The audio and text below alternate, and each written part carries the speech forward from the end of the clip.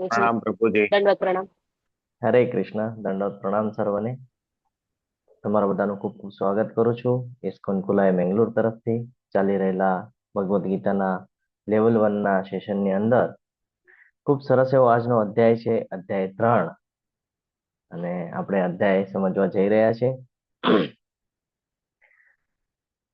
શ્રી શ્રી રાધા ગોવિંદજીના ચરણોમાં વંદન કરીએ. ગુરુ મહારાજના આશીર્વાદની સાથે મંગળતાની કામના કરીએ. મંગલાચરણની સાથે આજના દિવસની શરૂઆત કરીશું.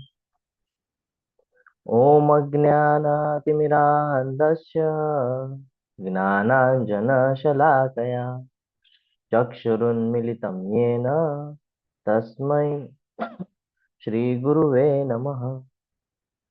શ્રી ચૈતન્ય મનોભીષ્ટં સ્થાપિतं येन भूतले स्वयं रूप कदा मह्यं ददाति स्वपदान्तिकं.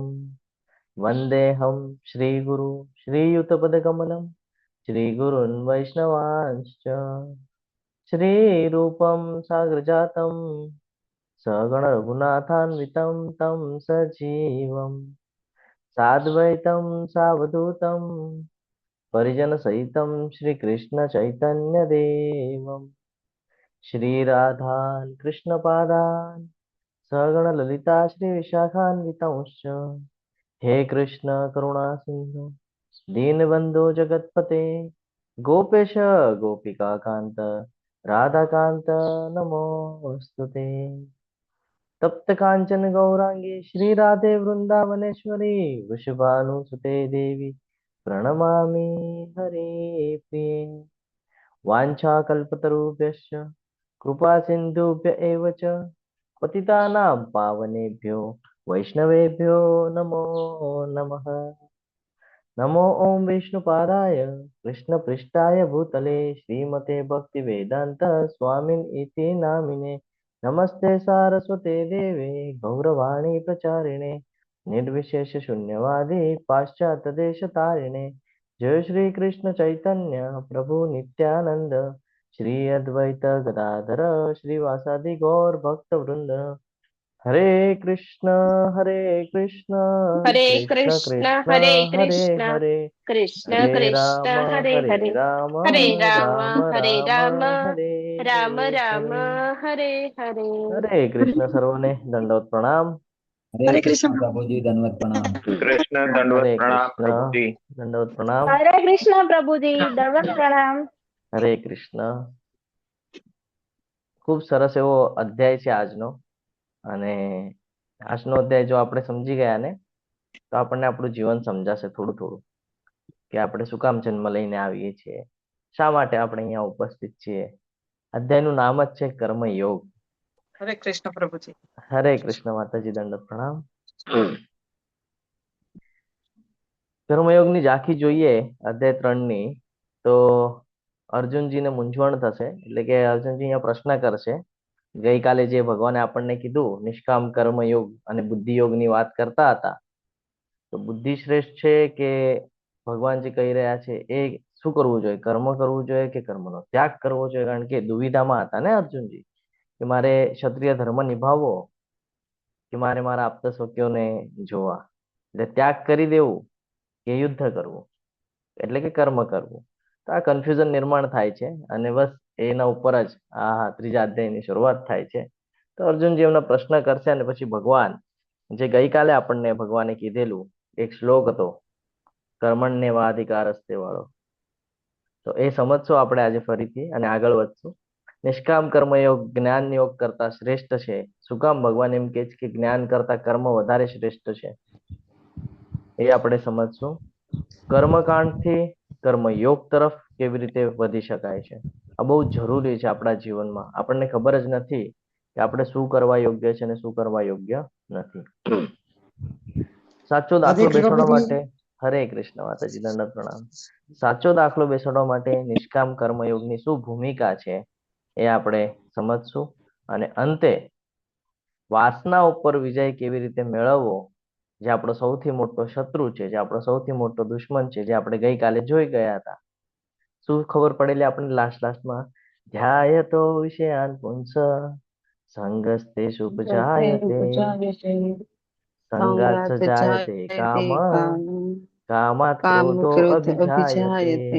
બરાબર, વાસના ઉપર પ્રબળતા આવી જાય અને પછી જ્યારે મનની જે ઈચ્છા છે એ પૂર્ણ ન થાય તો આપણને ચીડચીડપણું, ક્રોધ આવી જાય છે. અને પછી એના પછીનો શ્લોક હતો જેની અંદર આપણને ખબર પડી કે આપણે કેવી રીતે નુકસાન થાય છે.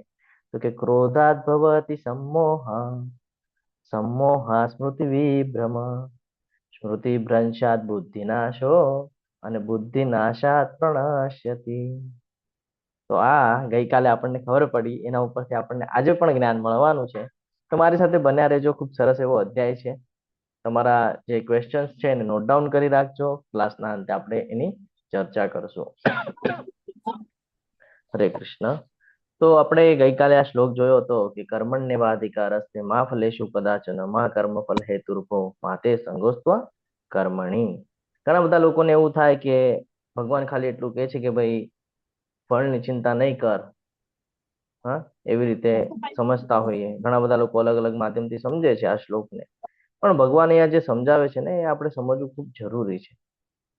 એક નાનું એવું ઉદાહરણ લઈએ અને આપણે આગળ વધીએ. 1 મિનિટ માટે એવું માની લ્યો, આપણે 1 મિનિટ માટે એવું માની લઈએ કે આપણી ઘણી બધી ઈચ્છાઓ થાય છે. કેટલા લોકોની ઈચ્છાઓ છે? ઘણી બધી ઈચ્છાઓ કેટલા લોકોની છે? બધાની જ હોય છે ને. હવે ઈચ્છાઓ બધી આપણે પૂરી કરી શકીએ છીએ કે? ફોર એક્ઝામ્પલ, કોઈની ઈચ્છા હોય મારે બહુ પૈસા કમાવા છે, કમાઈ શકે છે? છે એના હાથમાં? નથી કરી શકતા ગુરુજી. બહુ સ્ટ્રગલ કરવું પડે છે. કોઈની ઈચ્છા છે હું રાજા બની જાઉં, છે એના હાથમાં? ના. નથી. હવે એક સમજો કે આ જે શરીર આપણને ભગવાને પ્રોવાઈડ કરેલું છે, જેની અંદર ગઈકાલે આપણે જોયું કે ભાઈ આત્માનું મહત્વ સમજી ગયા. તો એ શરીર તો અહીંયા જ નષ્ટ થઈ જવાનું છે, પણ આત્મા બીજી જગ્યાએ ટ્રાન્સફર જરૂર થશે, બીજા શરીરમાં ટ્રાન્સફર જરૂર થશે. હવે 1 મિનિટ માટે સમજી લ્યો આપણા બોડીના પાર્ટ્સ, બરાબર છે? આપણી આંખ, આપણી કિડની, આપણું જે લીવર છે એ, હૃદય, જઠર, બધું જ પકડી લ્યો. શું આ આપણા ઈચ્છાથી કામ કરે છે? ના ગુરુજી. ઓકે, આપણા ઈચ્છાથી કામ નથી કરતું. હવે શરીરના બારે આવ્યા આપણે. ઓકે, શરીરના પાર્ટ્સ જોઈ લીધા, આપણા ઈચ્છાથી કામ નથી કરતા. હવે એની બારે આવીએ. જે પૃથ્વી ઉપર આપણે રહીએ છીએ એ પૃથ્વી ક્યાંક ફરી રહી છે. એ પૃથ્વીના આજુબાજુ કઈક ગ્રહ, નક્ષત્ર બધું ફરી રહ્યું છે, બરાબર છે? શું આપણા ઈચ્છાથી ફરે છે? ના ગુરુજી. જો આપણા શરીરના પાર્ટ્સ થી લઈને આપણે જોઈએ કે જે આપણે નાનપણમાં દેખાતા હોઈએ છીએ એવા આપણે વૃદ્ધ થઈએ છીએ ત્યારે નથી દેખાતા. આપણા જે સેલ્સ છે એ બને અને નષ્ટ થયા કરે છે રોજના રોજ. જે સાયન્સના સ્ટુડન્ટ હશે એ વ્યવસ્થિત રીતે સમજી જશે આ બધું. તો જ્યારે કોઈ પણ ઘટનાક્રમ આપણા મરજી પ્રમાણે ચાલી નથી રહ્યું, આપણા ઈચ્છા પ્રમાણે ચાલી નથી રહ્યું, આનો અર્થ શું છે? કોઈક શક્તિ છે જેના માધ્યમથી આ બધું ચાલી રહ્યું છે. એક્સેપ્ટેડ છે આ? હરે કૃષ્ણ. બરોબર છે. એટલે અહીંયા આપણે જોઈ શકીએ કે આપણે પોતાના મનમરજી પ્રમાણે તો અહીંયા કઈ જ નથી કરી શકતા. કોઈક આપણે આગળ કરાવવા માટે પ્રેરિત કરે છે ને આપણે કરીએ છીએ. તો હંમેશા એક વાત ધ્યાનમાં રાખવાની છે, આ શ્લોક એને જ લાગુ થાય છે કે કર્મણ્યેવાધિકારસ્તે મા ફલેષુ કદાચન. તને તારું નિયત કર્તવ્ય કરવાનો અવશ્ય અધિકાર છે, પરંતુ કર્મના ફળ ઉપર એનો અધિકાર નથી. તારું પોતાનું શરીર તું પોતે નથી ચલાવી શકતો. તું ખાલી ખાઈ શકે છે, પચન તું નથી કરી શકતો, એ મારે કરાવવું પડે છે, ભગવાન કહે છે. તો જ્યારે આપણે કોઈ પણ બાબત કરીએ છીએ, જો ફળની ઈચ્છા રાખીને આપણે કરશું તો એ પૂર્ણ થવું ન થવું એ આપણા હાથમાં નથી, એ ભગવાનના હાથમાં છે. એટલે ભગવાન આપણને આ શ્લોક દ્વારા સમજાવે છે કે તું નિષ્કામ કર્મની ભાવના પર આવ. કે જ્યારે તું ફળની ઈચ્છા રાખ્યા વગર તું જ્યારે કર્મ કરીશ તો અવશ્ય તને એનું રિઝલ્ટ મળશે. આ સમજવું બહુ જરૂરી છે. એટલે આપણે જે વિચાર કરીએ છીએ ને કે મને આ પ્રાપ્ત કરવું છે, ઓલું પ્રાપ્ત કરવું છે, તો એક નાનું ઉદાહરણ હું તમારી સાથે શેર કરું કે એ વસ્તુ તમને ત્યાં સુધી નથી મળતી જ્યાં સુધી તમે એનો મોહ ન છોડી દો. ઘણા બધા ભક્તો, ઘણા બધા લોકો સાથે મારી ચર્ચા થતી હોય ત્યારે એ લોકો મને પ્રશ્ન કરતા હોય કે કેમ આપણા જીવનમાં એવું થાય કે જે જ્યારે જોઈતું હોય એ સમયે ન મળે અને પછી જ્યારે એને આપણે આશા છોડી દઈએ પછી એ સામેથી આપણી પાસે આવે છે, કેમ એવું થાય? તો એનો જવાબ પ્રભુજી પણ ઇન્ટરેસ્ટ ઉઠી જાય ને પછી વસ્તુ આપણી પાસે આવે, પછી એનો કોઈ મતલબ નથી ને. જ્યારે આપણને જરૂર હોય સમજાવું છું. ત્યારે મળે. એનો મતલબ છે, ભગવાન સમજાવવા માંગે છે, એવું આ શ્લોક ત્યાં લાગુ થાય છે અને એનો એવું મતલબ એટલા એટલો માટે છે. બોલો બોલો પ્રભુજી. હા, એવું એટલા માટે થાય છે કે ભગવાન આપણી જોડે એવું એટલા માટે કરે કે એ પછી જ્યારે વસ્તુ મળી હોય ને એ વખતે પછી તમને આસક્તિ નહીં રહે એમાં. તમે એમાં બંધાઈ નહીં જાઓ. એના માટે એવું થાય. મેન છે આસક્તિ. યસ. તો આ સમજવું ખૂબ જરૂરી છે. ભગવાન ત્યારે તમને પ્રોવાઈડ કરાવે જ્યારે તમે એની આસક્તિ છોડી દો છો કે હવે આ મને નહીં પણ મળે ને તો પણ મને ચાલશે. ત્યારે તમારી સામે લાવીને એટલા માટે ઊભું કરે છે કે તમને એનાથી દુઃખ ન થાય. એટલે જ્યારે પણ કોઈ પણ કર્મ કરીએ ને આપણે, કોઈ પણ કર્મ, તો આપણી ફરજ સમજીને કરવાની છે. આપણા માતા પિતા પ્રત્યે હોય, ભાઈ બહેન પ્રત્યે હોય, બાળક પ્રત્યે હોય, કોઈ પણ પ્રત્યે હોય, ભગવાનનું આપણે જે કાંઈ પણ સેવા કરીએ તો આ આપણી ફરજ છે. આપણને ભગવાને જે જન્મ આપ્યો છે, જન્મનો આપણો અધિકાર છે, એ આપણી ફરજ છે. આપણે એ પ્રમાણે કર્મ કરવાના છે. આપણે ફળ માટે કર્મ કરવાના નથી. જો ફળ માટે થઈને કર્મ કરવા જશું ને, જો મન જેવું નહીં થાય તો ગઈકાલના 2 શ્લોક યાદ કરી લેજો કે શું થાય છે. ક્રોધ આવે છે અને પછી દુઃખનું કારણ બને છે. એટલે ભગવાન કહે છે કે તું ફળની ચિંતા નહીં કર, ફળ તો હું તને આપવાનો જ છું. તું પોતાની જાતને કોઈ દિવસે પોતાના કર્મના ફળનું કારણ નહીં માનતો. એ હું આપવાનો છું. હું ડિસિઝન લઈશ તારી માટે શું યોગ્ય છે શું નહીં. આપણે ભગવાનના પ્લાન્સ કોઈ દિવસે સમજી નથી શકતા. આપણને નાની નાની બાબતોમાં હેપીનેસ જોઈતો જ્યારે ભગવાને આપણી માટે આટલું મોટું લખીને રાખ્યું છે, પણ આપણે એ સમજી નથી શકતા. એટલે ભગવાન અહીંયા કહે છે. અને પાછું એવું પણ નથી કે ઘણા બધા લોકો એમ કે જો મને ફળ જ નથી જોઈતું તો હું કર્મ શું કામ કરું. એટલે કે છે સ્વકર્મ કરવામાં પણ કદી આસક્ત નહીં થતો. એ તો તારે કરવું જ પડશે. સમજો છો? એક એક્ઝામ્પલ દ્વારા આપણે સમજીએ કે આપણા પિતાએ, બરાબર છે, અથવા આપણા દાદા દાદીએ આપણા ઘરના આંગણે એક કહે ને ગોટલો વાવી દીધો હોય. આપણને ખબર નથી એને શું વાવ્યું છે. ત્યારે આપણે નાના હતા, ખબર નથી શું વાવ્યું છે, કંઈક તો વાવ્યું છે. હવે એને પાણી આપીએ છીએ રોજ. આપણને શીખવાડવામાં આવે છે ભાઈ પાણી આપવાનું છે, ખાતર આપવાનું છે, પાણી આપવાનું છે, ખાતર આપીએ છીએ. ધીરે ધીરે ધીરે ધીરે ધીરે ધીરે એ મોટું થાય છે, કેટલું વિશાળ થાય છે, અને પછી આપણે એનો લાભ લઈએ છીએ, છે ને. તો એ કોઈ દિવસે આ ઈચ્છા રાખીને વૃક્ષ વાવે છે કે ભાઈ આનો લાભ હું લઈશ? એવી ભાવના હોય છે એની અંદર કે ભાઈ આજે હું આ ગોટલી વાવું છું, કાલ સવારે હું આના આંબા ખાઈશ. ના પ્રભુજી. ના નિસ્વાર્થ પ્રભુજી, ભાવ હોય છે, ના બરાબર? પ્રભુજી, નિસ્વાર્થ ભાવે કરે છે. આ જ ના સમજવા જેવું છે. પ્રભુજી. અને આ બધા પર લાગુ થાય છે કે જે આપણે કરીએ છીએ ને એ આપણને પણ લાગુ થાય છે ને આવતી પેઢીને પણ લાગુ થાય છે. એટલે આપણા સંસ્કાર જો આપણે આપણા પેઢીને આપશું તો એનો ઉદ્ધાર થશે. આપણે જો આપણા પેઢીને આ બધું નહીં સમજાવીએ તો એનું પતન નિશ્ચિત છે. અહીંયાથી ઘણી બધી બાબતો શીખવા મળે છે, પરંતુ આપણે શ્લોક તરફ આગળ વધીએ. ખૂબ ચર્ચા થાય એવી છે. આપણે લેવલ 2 ના અંદર વિસ્તૃત ચર્ચા કરશું જ. ઇન ડિટેલ્સમાં આપણે સમજવાનો પ્રયત્ન કરશું જ. પણ હવે આપણે 1 કલાકનો સમય છે તો એ પ્રમાણે આગળ વધીએ. તો અર્જુનજીને અહીંયા પ્રશ્ન થાય છે, એટલે એ પ્રશ્ન કરે છે. અર્જુન ઉવાચ જાયસી ચેત કર્મણસ્તે મતા બુદ્ધિ જનાર્દન તત્કિમ કર્મણી ઘોરે મામ નિયોજયસી કેશવ. અર્જુને કહ્યું, હે જનાર્દન. જનાર્દન એટલે જે જનતાનું અર્જન કરે, એટલે કે જે જનતાને સંભાળે, બરોબર છે. હે કેશવ, જો તમે બુદ્ધિને સકામ કર્મ કરતા શ્રેષ્ઠ માનતા હો તો પછી મને આ ઘોર યુદ્ધ કરવા શા માટે પ્રેરી રહ્યા છો? શું કે છે અહીંયા કે તમે જો બુદ્ધિને સકામ કર્મ કરતા શ્રેષ્ઠ માનતા હો. ગઈકાલે ભગવાને આપણને બુદ્ધિયોગ વિશેનું જ્ઞાન આપ્યું હતું, સમજાવ્યું હતું. શું સમજાવ્યું હતું? બુદ્ધિયોગ એટલે શું સમજ્યા આપણે? હરે કૃષ્ણ. તમે કહેશો પ્રભુજી તમે આમ ક્વેશ્ચન કરો, અમને આજે 3જો દિવસ છે, અમને ક્યાંથી ખબર પડે? તો ગઈકાલે ભગવાને આપણને આત્માનું જ્ઞાન આપ્યું હતું, બરાબર ને? અને સ્થિત પ્રજ્ઞાના લક્ષણો આપણે જોયા હતા કે સ્થિત પ્રજ્ઞ કોને કહેવાય. તો એની મહિમા આપણે જાણ્યા ગઈકાલે. અને બીજી સાઈડ ભગવાન કહે છે કે યુદ્ધ કર. તો આજે સ્થિત પ્રજ્ઞાના લક્ષણો અને આત્માનું જે જ્ઞાન છે અને બુદ્ધિયોગ કહેવાય છે. અને યુદ્ધ કરવાની વાત કરે છે, એટલે કે અહીંયા સકામ કર્મની પણ વાત કરે છે. ઉઠ, ઉભો થા અને યુદ્ધ કર. એટલે અર્જુનજી એવું વિચારી રહ્યા છે કે જો જ્ઞાન જ શ્રેષ્ઠ છે તો પછી યુદ્ધ જેવું કર્મ શા માટે કરવું જોઈએ? શું કામ તમે મને કહો છો? એક સાઈડ કહો છો કે બુદ્ધિ શ્રેષ્ઠ છે, જ્ઞાન શ્રેષ્ઠ છે, અને એક સાઈડ કહો છો ઉઠ, ઉભો થા ને યુદ્ધ કર. એને કન્ફ્યુઝન એ થાય છે કે જ્ઞાનયોગ શ્રેષ્ઠ છે કે કર્મયોગ શ્રેષ્ઠ છે. શું આ બે અલગ અલગ રસ્તા છે? શું લાગે છે તમને? અલગ અલગ રસ્તા છે આ બંને? વિરોધી રસ્તા છે?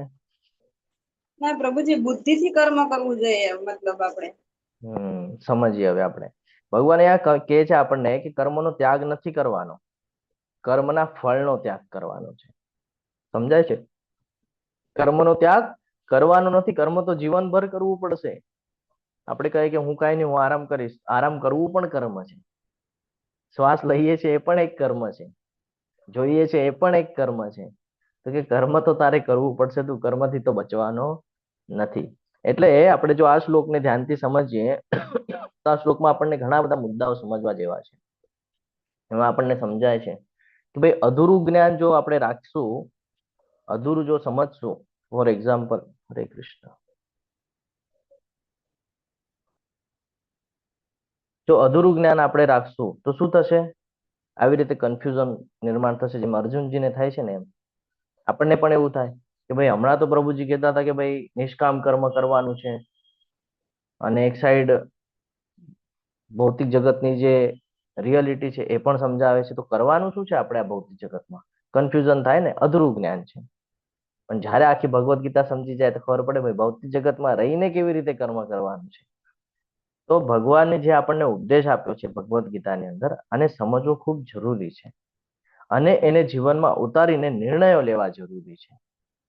એટલે ભગવાન આપણને કહે છે કે કર્મનું બંધન ક્યારે નહીં લાગે ને, એ હવે હું તને આ અધ્યાયની અંદર સમજાવીશ. એવી રીતે ભગવાન આપણને આગળ કહેશે. અર્જુનની મૂંઝવણ છે ત્યાગ કરવું કે કર્મ કરવું.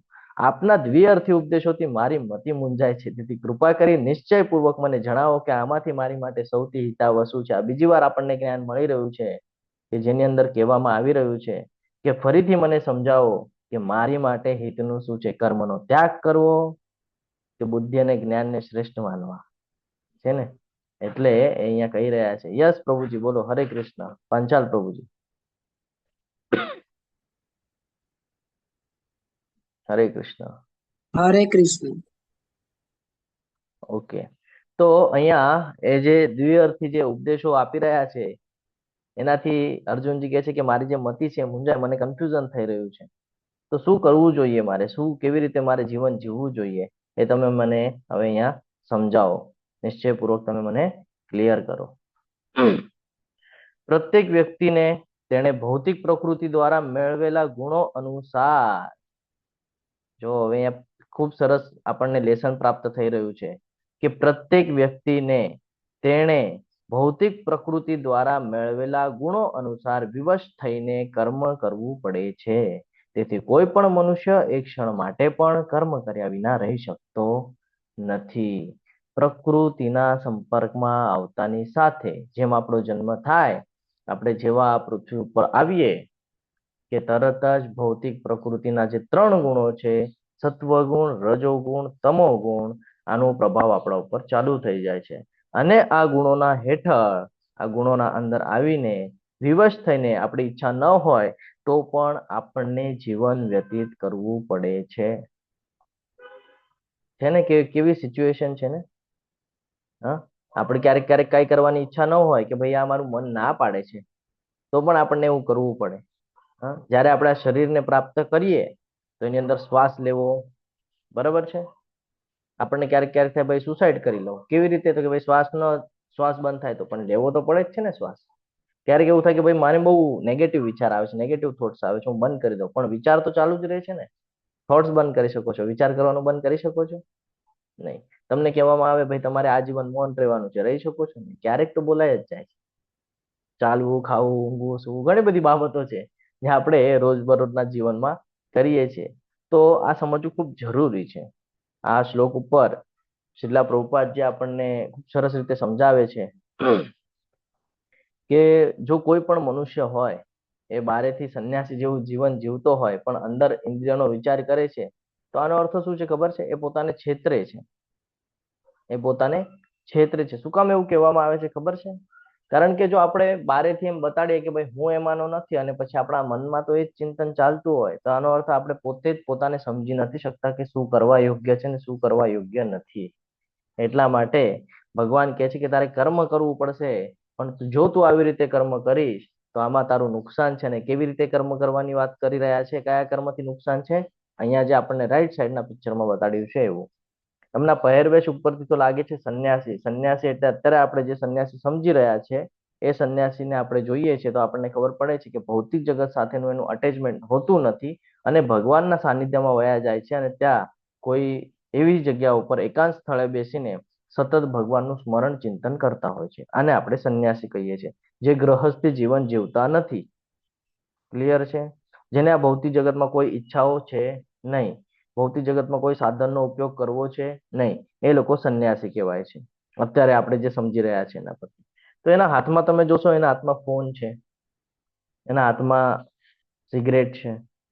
તો જે ભગવાનના સાનિધ્યમાં હોય એને પોતાના ઇન્દ્રિય તૃપ્તિમાં આટલું બધું ઇન્ટરેસ્ટ રાખવાની જરૂરત નથી ને, એ તો સમર્પિત છે ને ભગવાનને. તો એટલા માટે ભગવાન કહે છે કર્મેન્દ્રિયાણિ સંયમ્ય ય આસ્તે મનસા સ્મરન ઇન્દ્રિયાર્થાત વિભૂઢાત્મા મિથ્યાચાર સ ઉચ્યતે. જે મનુષ્ય કર્મેન્દ્રિયોને કાબુમાં રાખે છે પરંતુ મનના અંદર ઇન્દ્રિયોના વિષયનું ચિંતન કરે છે તો નિસંદેહ તે પોતાને છેતરે છે અને આને ઢોંગી કહેવાય છે. આ સમજવા જેવી બાબત છે. આપણે ઘણા બધા આવી ભૂલ કરીએ છીએ. આપણને એવું લાગે કે આપણે સામેવાળાને બતાડીએ કે ફોર એક્ઝામ્પલ હું તિલક કરી લઉં, કંઠી માળા પહેરેલી હોય, ધોતી કુર્તા પહેરેલા હોય અને હું ખાલી બતાડું કે ભાઈ હું ભગવદ્ ગીતાને સમજું છું અને હું ભગવદ્ ગીતાનું જેવું જીવન જીવું છું એવું ખાલી બતાડું છું, પણ મનમાં મારે ભૌતિક જગતની ઘણી બધી કૃતિઓ ચાલતી હોય, તો આનો અર્થ શું છે? આનો અર્થ શું થાય? હું પોતાને છેતરું છું. હવે આ શું કામ અહીંયા ભગવાને આપણને આ સમજાવ્યું છે? એની પાછળનું રીઝન હું તમારી સાથે શેર કરું.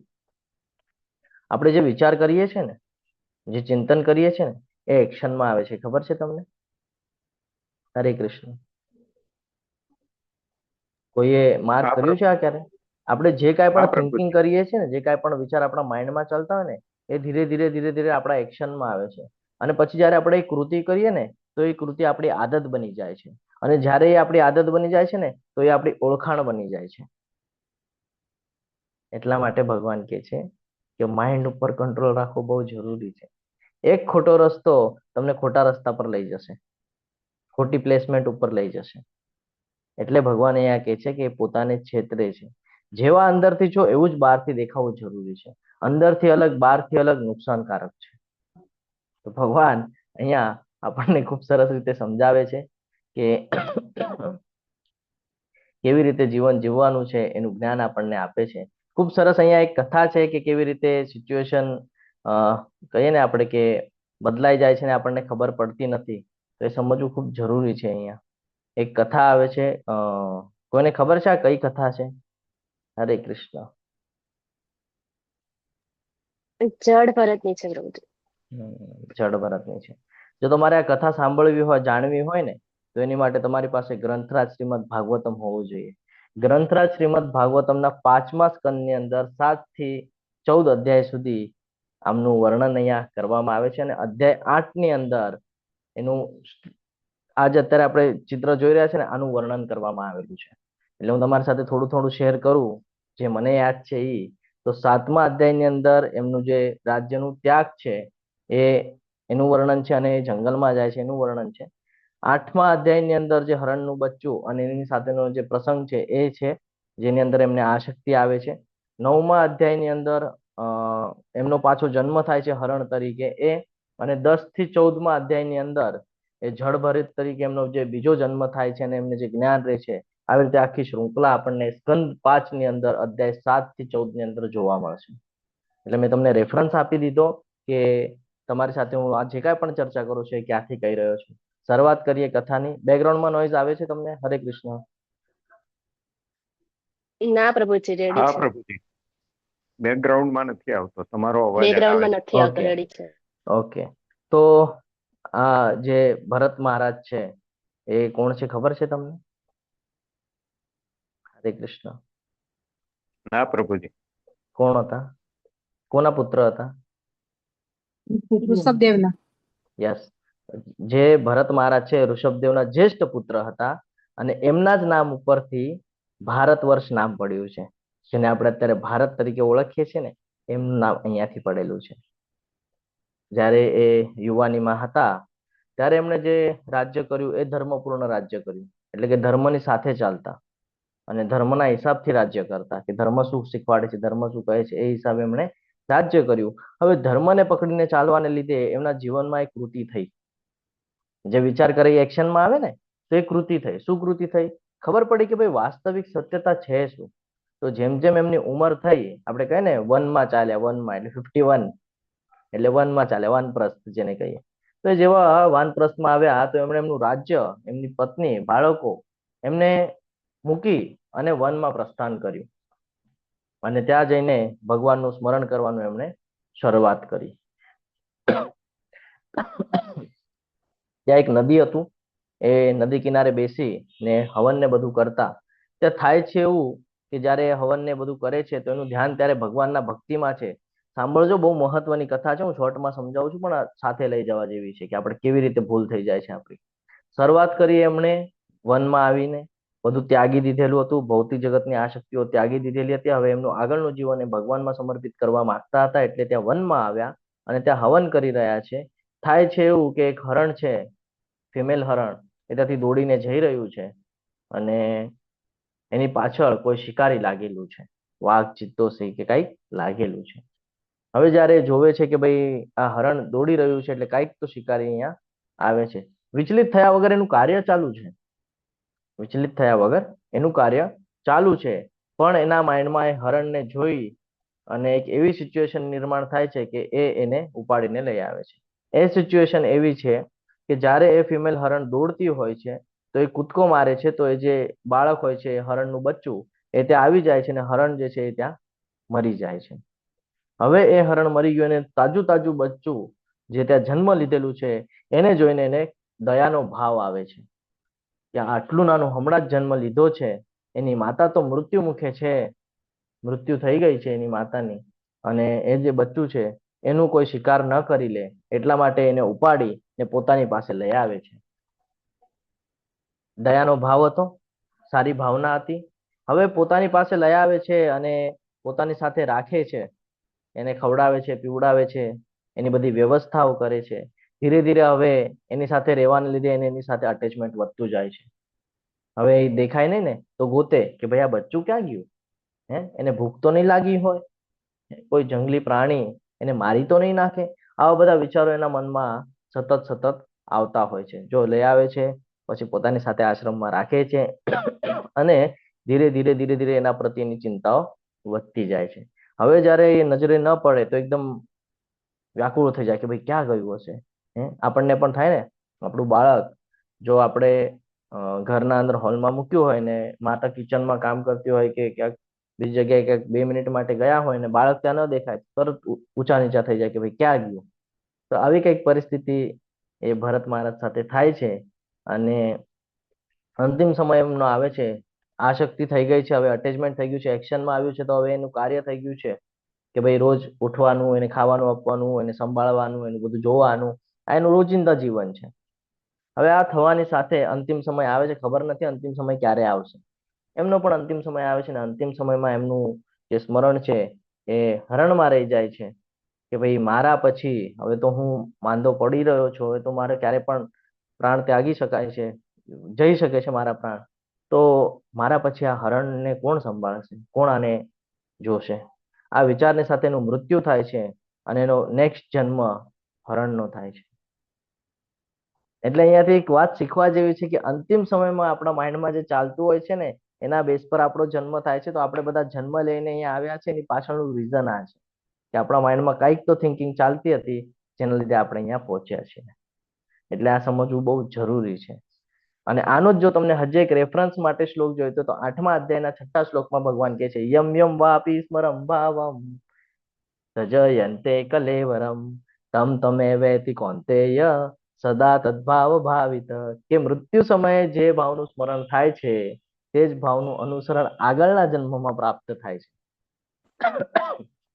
ખૂબ સરસ રીતે આ કથાને આપણે આગળ વધારીએ તો એને એ હરણ બન્યા.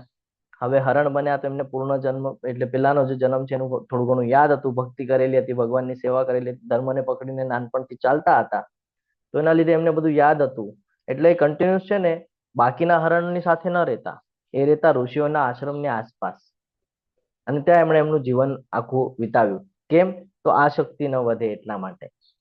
અને પછી ઋષિઓની સાથે રહેવાને લીધે, આધ્યાત્મિક સંઘના લીધે એમને ફરીથી એકવાર મોકો મળ્યો કે મનુષ્ય જન્મ પ્રાપ્ત થાય. પાછો એને મનુષ્ય જન્મ પ્રાપ્ત થાય છે અને એનું નામ પડે છે જડ ભરત. શું કામ જડ ભરત નામ પડે છે એ પણ જાણવા જરૂરી છે. એને ઓલરેડી જ્ઞાન છે કે આ શક્તિઓ થઈ જાય છે, બોલવાથી એક્શનમાં આવી જશે, હું વિચાર કરીશ એક્શનમાં લાવીશ, હું બોલીશ તો એક્શનમાં આવી જશે, ને એ મારું પછી સ્ટ્રક્ચર તૈયાર કરી દેશે અને પછી મને એની આ શક્તિ થશે. એટલે એને વિચાર કર્યો કે હું મૌન રહીશ, હું બોલીશ નહીં, હું મૌન રહીને મારું જીવન વ્યતીત કરીશ, મારે પાછું ફસાવું નથી. તો આવી રીતે એ મૂંગા રહેતા, ઉદાસીન રહેતા અને જળની જેવું રહેતા. તો બધાને એમ લાગતું કે ભાઈ આ જળ જેવો છે, હા, આને કઈ સમજાતું નથી, આ જળ જેવો છે. થાય છે એવું પાલખીમાં, ત્યારે પાલખીઓ નીકળતી, તો રાજા રઘુગણને એક જગ્યાએથી બીજી જગ્યાએ જવાનું હતું. તો પાલખી, હવે આ પાલખીમાં જવાનું છે તો થાકી જાય ને, વજન હોય તો થાકી જાય.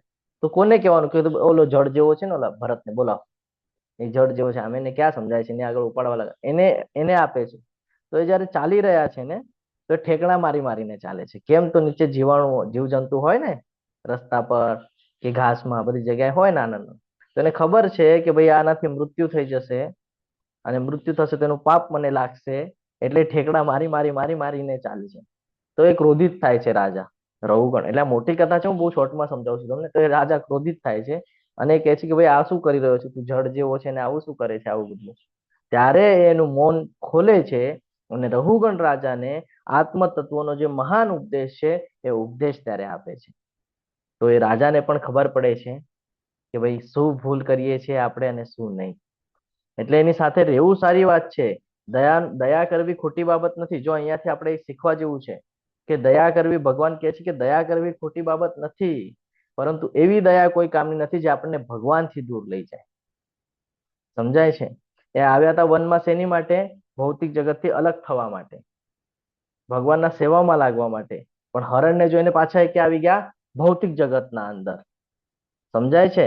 પાછો જન્મ લઈને આવવું પડ્યું. આપણી પણ સેમ ભૂલ થાય છે. આપણને અહીંયા મનુષ્ય જન્મ બનાવીને મોકલવામાં આવ્યું છે કે આપણે એવી વિચાર રાખ્યું છે કે ભાઈ નેક્સ્ટ બર્થમાં હું ભગવાનની ભક્તિ કરીને છૂટી જઈશ આ ભવમાંથી. પણ આપણે અહીંયા આવીને સેમ હરણ જેવું સ્ટ્રક્ચર કરીએ છીએ. આપણી સાથે જે આપત સ્વકીય છે એમાં આપણે એટલા બધા રચ્યા પચ્યા થઈ જાય છે, એટલી બધી આસક્તિઓ રાખી દઈએ છીએ કે પાછું ભગવાનને ભૂલી જઈએ છીએ. તો આ સમજવું ખૂબ જરૂરી છે. તો અહીંયાથી આપણે સમજી શકીએ છીએ કે આપણે શું ભૂલ કરીએ છીએ અને શું ભૂલ ન કરવી જોઈએ. તમને આ કથા જો વિસ્તૃતલી જોઈતી હોય તો ગ્રંથરાજ શ્રીમદ ભાગવતમની અંદર છે, ત્યાંથી તમે મેળવી શકો છો. આગળ વધીએ. અહીંયા સુધી ક્લિયર છે? હરે કૃષ્ણ. હા પ્રભુજી. ઓકે હા પ્રભુજી. ઓકે, તો આપણે આગળ વધીએ. પરંતુ જો કોઈ નિષ્ઠાવાન મનુષ્ય કર્મેન્દ્રિયોને મન દ્વારા નિયંત્રિત કરવાનો પ્રયત્ન કરે છે અને અનાસક્ત થઈને કર્મયોગ એટલે કે કૃષ્ણ ભાવનામૃત કર્મનો આરંભ કરે છે તો એ ઘણો ચડિયાતો છે. શું કે છે? નિષ્ઠાવાન. નિષ્ઠા હોવી બહુ જરૂરી છે. જો નિષ્ઠાની સાથે કર્મેન્દ્રિયો, આપણી કર્મેન્દ્રિયો આપણને બધાને ખબર છે કઈ કઈ છે, અને જો આપણે એને કંટ્રોલ કરવું હોય તો એ મન દ્વારા કંટ્રોલ થાય, કારણ કે મનથી બધા આપણે વધારે એને સપોર્ટ કરીએ છીએ. મન જ છે ને જે ઇન્દ્રિયોને સપોર્ટ કરે છે. તો કે મન દ્વારા નિયંત્રિત કરવાનો પ્રયત્ન કરે છે. એટલે કહેવાનો અર્થ એવું છે કે એક પાણી હોય, પાણીનું ઝરણું હોય અથવા તો નદી વહેતી હોય, બરાબર છે. હવે વરસાદનો સિઝન છે એટલે હું તમને એ જ ઉદાહરણો આપું છું કે જેનાથી તમે સરળતાથી સમજી શકો. જો એ નદીને હું ખેતરમાં યોગ્ય જગ્યા ઉપર ડાયવર્ટ નહીં કરું, યોગ્ય જગ્યા ઉપર હું એને નહીં લગાડું, તો એ નદીનું પાણી શહેરમાં, ગામમાં ભરાઈ જશે. હવે ત્યાં ભરાઈ જશે તો શું થશે? નુકસાન થશે. પણ જો એ જ પાણીને હું ખેતર તરફ વાળી દઉં તો શું થશે? એનો લાભ થશે. થશે કે નહીં થાય? હરે કૃષ્ણ. હા પ્રભુજી. આ જ સમજવાનું છે આપણે આપણા જીવનની અંદર, કે જે આપણા ઇન્દ્રિય મનની સાથે જે વેગ આવી રહ્યો છે, જે પ્રવાહ આવી રહ્યો છે આપણી ઈચ્છાઓનો, બરાબર છે, એને બંધ નથી કરી શકતા.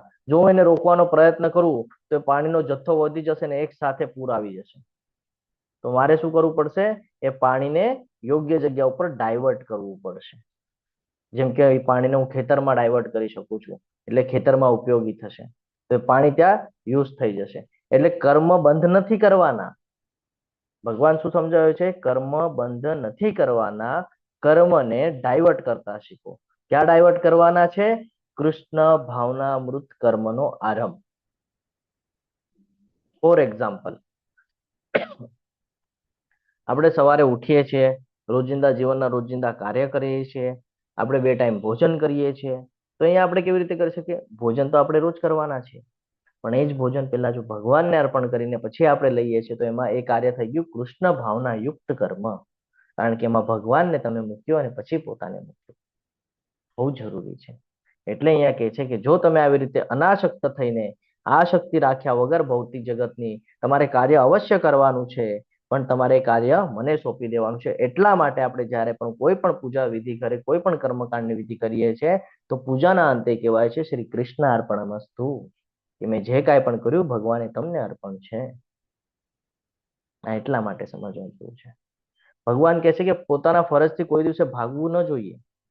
એ આપણે કરવાનું જ છે. ફરજથી ભાગવું એટલે આધ્યાત્મિક લેવલ ઉપર પ્રગતિ કરવી એ નથી. મનના નિયંત્રણને કેવી રીતે કરવાનું છે ને એનું માધ્યમ ગોતવું જરૂરી છે. સમજાય છે? તમારી જો એવી ઈચ્છા થાય, હું તમારી સાથે શેર કરું નાની નાની બાબતો તો તમને ક્લિયરન્સ આવશે. તમારી ઈચ્છા થાય કે મારે મકાન લેવું છે.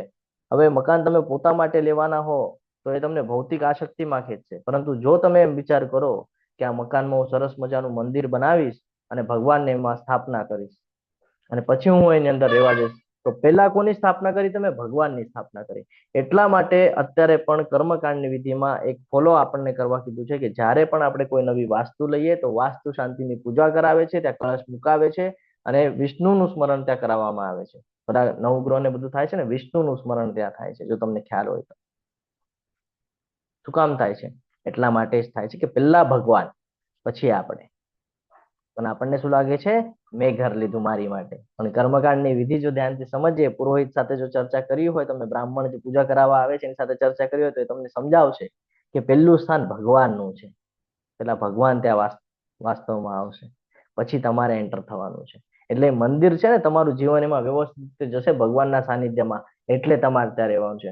કોઈ દિવસે એવું જોયું છે તમે ડાયરેક્ટ રહ્યા હોય ને પછી વાસ્તુ કરાવતા હોય? હરે કૃષ્ણ. ના પ્રભુજી. ના પ્રભુજી. આ સમજવા જેવી બાબત છે કે પહેલું સ્થાન ભગવાન. કોઈ પણ કામ કરો, ભગવાન એમ નથી કહેતા કાર્ય નહીં કર, કાર્ય કર, પણ એને પેલા તું મને સમર્પિત કરી દે, એના તું પાપનો ભાગી નહીં થાય. જો ભગવાન એ જ સમજાવે છે હવે અહીંયા કે તું તારું નિયત કર્તવ્ય કર્મ કર. કારણ કે કર્મ નહીં કરવા કરતા કર્મ કરવું વધારે સારું છે. કોઈ પણ મનુષ્ય પોતાનો ઉદરનિર્વાહ પણ નથી કરી શકતો કર્મ કર્યા વગર. અહીંયા ખૂબ સરસ રીતે સમજાવે છે કે કર્મ કર્યા વિના તો મનુષ્ય પોતાના દેહનો નિર્વાહ પણ નથી કરી શકતો. એટલે પોતાની જો આપણે જીવન જીવવું હોય તો એની માટે આપણે કહીએ છીએ ને કે જો સ્વાસ્થ્ય સારું રહેશે તો બાકી બધાને અર્થ છે, એવું કહેવામાં આવે છે ને. તો એટલા માટે કે છે સ્વાસ્થ્ય સારું રહેવા માટે આપણી બધી જે ઇન્દ્રિયો અને આપણને જે કાંઈ પણ આપણને આપેલું છે શરીર, એ શરીરનો ઉપયોગ થવો બહુ જરૂરી છે. ફોર એક્ઝામ્પલ, તમે ખાલી સુઈને રહ્યો 2-3 દિવસ સુધી, શું થશે? તકલીફ થશે. પણ જો તમે એક્ટિવ રહેશો તો તમે ઠંડીના સમયમાં જોયું હશે, તમને બધાને ઠંડી લાગતી હશે પણ માતાને કોઈ દિવસ ઠંડી નહીં લાગતી હોય. કયો કેમ? સતત કામમાં વ્યસ્ત હોય. ઠંડા પાણીમાં કામ કરતા હશે, ઠંડા પાણીમાં વાસણ ધોતા હશે, હા, ઠંડા પાણીમાં કપડાં ધોતા હશે, પણ કોઈ દિવસે ઠંડી નહીં લાગે. રીઝન? એક્ટિવ છે ને, હાથ પગ ચાલી રહ્યા છે ને, ઉર્જા ક્રિએટ થઈ રહી છે ને. તો ભગવાન અહીંયા એ જ સમજાવે છે કે તું એનાથી ભાગ નહીં, કર્તવ્યથી ભાગવાનું નથી, કર્મ છોડવાનું નથી, કર્મ કરવાનું છે અવશ્ય. એની પાછળની જે તે ફળની જે લાલસા રાખી છે ને, આ લાલસા તને પતન તરફ લઈ જાય છે, તો એની ઈચ્છા તું છોડી દે. ભગવાન એ સમજાવે છે અહીંયા આપણને કે આપણે આપણા કર્મને કરવાનું જ છે. તો અર્જુન જે છે, અર્જુનજી ક્ષત્રિય ધર્મ ધરાવતા હતા. તો એનું ધર્મ શું હતું? સ્વધર્મ એટલે શું એનું? અહીંયા સ્વધર્મની વાત કરી છે. સ્વધર્મ એટલે શું? હરે કૃષ્ણ. શું કરવાનું કીધું એને? યુદ્ધ કરવું તો એનું સ્વધર્મ છે. હા, શેની માટે ધર્મ યુદ્ધ કરવાનું છે? કારણ ધર્મની રક્ષા કરવા માટે. આ કર્તવ્ય છે એનું. તો એને એનું કર્તવ્ય કરવું જોઈએ. એટલે અર્જુનને કહે છે કે ઊઠ ઊભો થા અને યુદ્ધ કર. એવી રીતે આપણને પણ કીધું છે કે તને મનુષ્ય જન્મ મળ્યો છે, તારી સાથે આપ્ત સ્વકીય જે છે, તારા માતા પિતા, તારા બાળકો, તારા ભાઈ બહેન, ભગવાન, આ બધા માટે તારું કઈ ફરજ બને છે જે તારે તારું ફરજ નિભાવવી જોઈએ. જો તું તારી ફરજ નહીં નિભાવે તો પતન તારું નિશ્ચિત છે. એટલે કોઈ દિવસે આપણે આપણા ફરજથી ભાગવું જોઈએ નહીં. જેમ અર્જુનને કહે છે કે યુદ્ધમાંથી તારે ભાગવું ન જોઈએ, તારે તારું કર્તવ્ય કરવું જોઈએ, એવી જ રીતે આપણને કહે છે કે જ્યાં સુધી તું આ સૃષ્ટિ ઉપર વિરાજમાન છે, જ્યાં સુધી તને જન્મ મળ્યા કરશે, ત્યાં સુધી તારે તારા કર્તવ્યથી ભાગતા તને આવડશે નહીં. તારે તારા કર્તવ્યનું પાલન તો તને કરવું જ પડશે. એટલે અહીંયા કહે છે કે કોઈ પણ મનુષ્ય કર્મ કર્યા વગર રહી શકતો નથી. કોઈ જીવી શકે છે કર્મ કર્યા વગર? નહીં. કર્મ તો બધાને કરવું પડે છે. કોઈ સારા કરે છે, કોઈ ખરાબ કરે છે. તો કર્તવ્ય કર્મ છોડવું એ પાપનું કારણ બની જાય છે, એ અહીંયા ભગવાન આપણને સમજાવે છે. જો અર્જુનજી યુદ્ધ કરવાનું છોડી દે, તો એનો અર્થ શું થશે કે એના કર્તવ્યથી ભાગી ગયા, અને પછી જે કાંઈ પણ થશે, અધર્મ વધી જશે. મારશે નહીં લોકોને તો અધર્મ વધી જશે. હવે અધર્મ વધવાનું કારણ કોણ બન્યું? અર્જુન. સેમ જ આપણી માટે છે. આપણે જો આપણા બાળકોને આ બધું જ્ઞાન નહીં પ્રોવાઈડ કરીએ, નાનપણથી જો આ ભગવદ્ ગીતા ભાગવતમ નહીં સમજાવીએ, તો એને ખબર જ નહીં પડે કે એનો જન્મ શા માટે થયો છે અને કરવાનું શું છે, એનું કર્તવ્ય શું છે. અને બધા જોઈ શકશો આપણે કે જ્યારે એક એજ થઈ જાય છે ત્યારે વૃદ્ધાશ્રમમાં ગર્દીઓ થઈ જાય છે. એની પાછળનું રીઝન જ આ છે કે આપણે આપણા બાળકોને આ બધું પ્રોવાઈડ નથી કરતા. એનું કર્તવ્ય જેને નથી સમજાવતા. આપણે એને એમ કહે છે ભાઈ મેં બધું તારી માટે કરી રાખ્યું છે, તારે ચિંતા કરવાની નથી. એટલે પછી ચિંતા મુક્ત થઈ જાય છે. એને એવું થાય છે ભાઈ મારા માતા પિતાએ કર્યું છે ને, શું જરૂરત છે મારે કઈ કરવાની. કર્તવ્યથી તમે પોતે જ એને ભગાડી દો છો કે ભાઈ તારે તારું કર્તવ્ય. જ્યારે કે ભગવાન કહે છે બધાએ પોતપોતાનું કર્તવ્ય પાર પાડવાનું છે. એમ આપણને જન્મ મળ્યો છે તો આપણા માતા પિતા પ્રત્યે આપણું કર્તવ્ય છે. શું કર્તવ્ય છે? જ્યારે આપણે નાના હતા, આપણને કોઈ બાબત નહોતી આવતી, તો એ નિસ્વાર્થ ભાવે આપણને બધું શીખવાડતા હતા. ચાલતા શીખવાડ્યું, બીમાર થાય ત્યારે માતા સાથે રહેતી હતી આપણા, આ બધું આપણને કરતા હતા. હવે આપણું કામ છે જ્યારે એ વૃદ્ધાવસ્થામાં આવે છે, એ બીમાર થાય છે, તો આપણે એની પડખે ઊભું રહેવું. પણ અત્યારે જોવા મળે છે એવું કઈ નહીં. રીઝન જ્ઞાન નથી આપ્યું, ત્રીજો અધ્યાય નથી સમજાણો. આ સમજવા જેવી બાબત છે. નાની નાની બાબતો બહુ મહત્વનો ભાગ ભજવી જાય છે. એટલે બાળકોને નાનપણથી આ બધું સમજાવવું જોઈએ કે શરીરનું ખાલી કામ શું છે? ખાલી ઇન્દ્રિય તૃપ્તિ કરવું એ શરીરનું કામ નથી. શરીરના માધ્યમથી તમે બીજાના ઉપયોગી પણ થવું જરૂરી છે. જેના કહે ને આંગળી પકડીને તમે ચાલ્યા, બરાબર છે, મોટા થયા. હવે તમારું કર્તવ્ય છે કે એ તમે જ્યારે એને આંગળી આપી તો તમે પકડ્યું. હવે તમારું કામ છે કે એમની આંગળીને તમારે પકડી લેવાનું છે કે ભાઈ હું છું, ચિંતા કરવાની જરૂરત નથી. પણ આ આપણે કરીએ છીએ કોઈ દિવસે? નથી કરતા. તો ભગવાન એ સમજાવે છે કે તું જેટલું તારા કર્તવ્યથી ભાગીશ ને, એના પછી જે કાંઈ પણ થશે ને, એનો પાપનો ભાગી તું બનીશ, કારણ કે તે તારું કર્તવ્ય નિભાવ્યું નથી. જો આપણા બાળકોને આપણે નહીં શીખવાડીને એનું પતન જો થશે ને, એ ખરાબ માર્ગમાં જો જશે ને, તો એનો ભોગ આપણને ભોગવવો પડશે. કારણ કે આપણું કર્તવ્ય હતું એને શીખવાડવાનું, આપણે એને શીખવાડ્યું નથી. અને પછી આગળની પેઢી જે છે ખરાબ થતી જાય છે. એની પાછળનું રીઝન આપણે છીએ કે ક્યાંક આપણે આ કર્યું હોત, આપણે જો સમજાવ્યું હોત, તો કદાચ આ ઘટના ન થાત. જો અર્જુને યુદ્ધ ન કર્યું હોત તો અત્યારે અધર્મ બહુ વધી જાત. અર્જુને યુદ્ધ કર્યું એટલે અધર્મ ત્યાં ખમી ગયો. આ સમજવું બહુ જરૂરી છે, પણ આપણે નથી સમજી શકતા. એટલા માટે અહીંયા આપણને કર્મની અલગ અલગ પ્રકારો કીધા છે. વિકર્મ, કર્મ, નિષ્કામ કર્મ અને અકર્મ.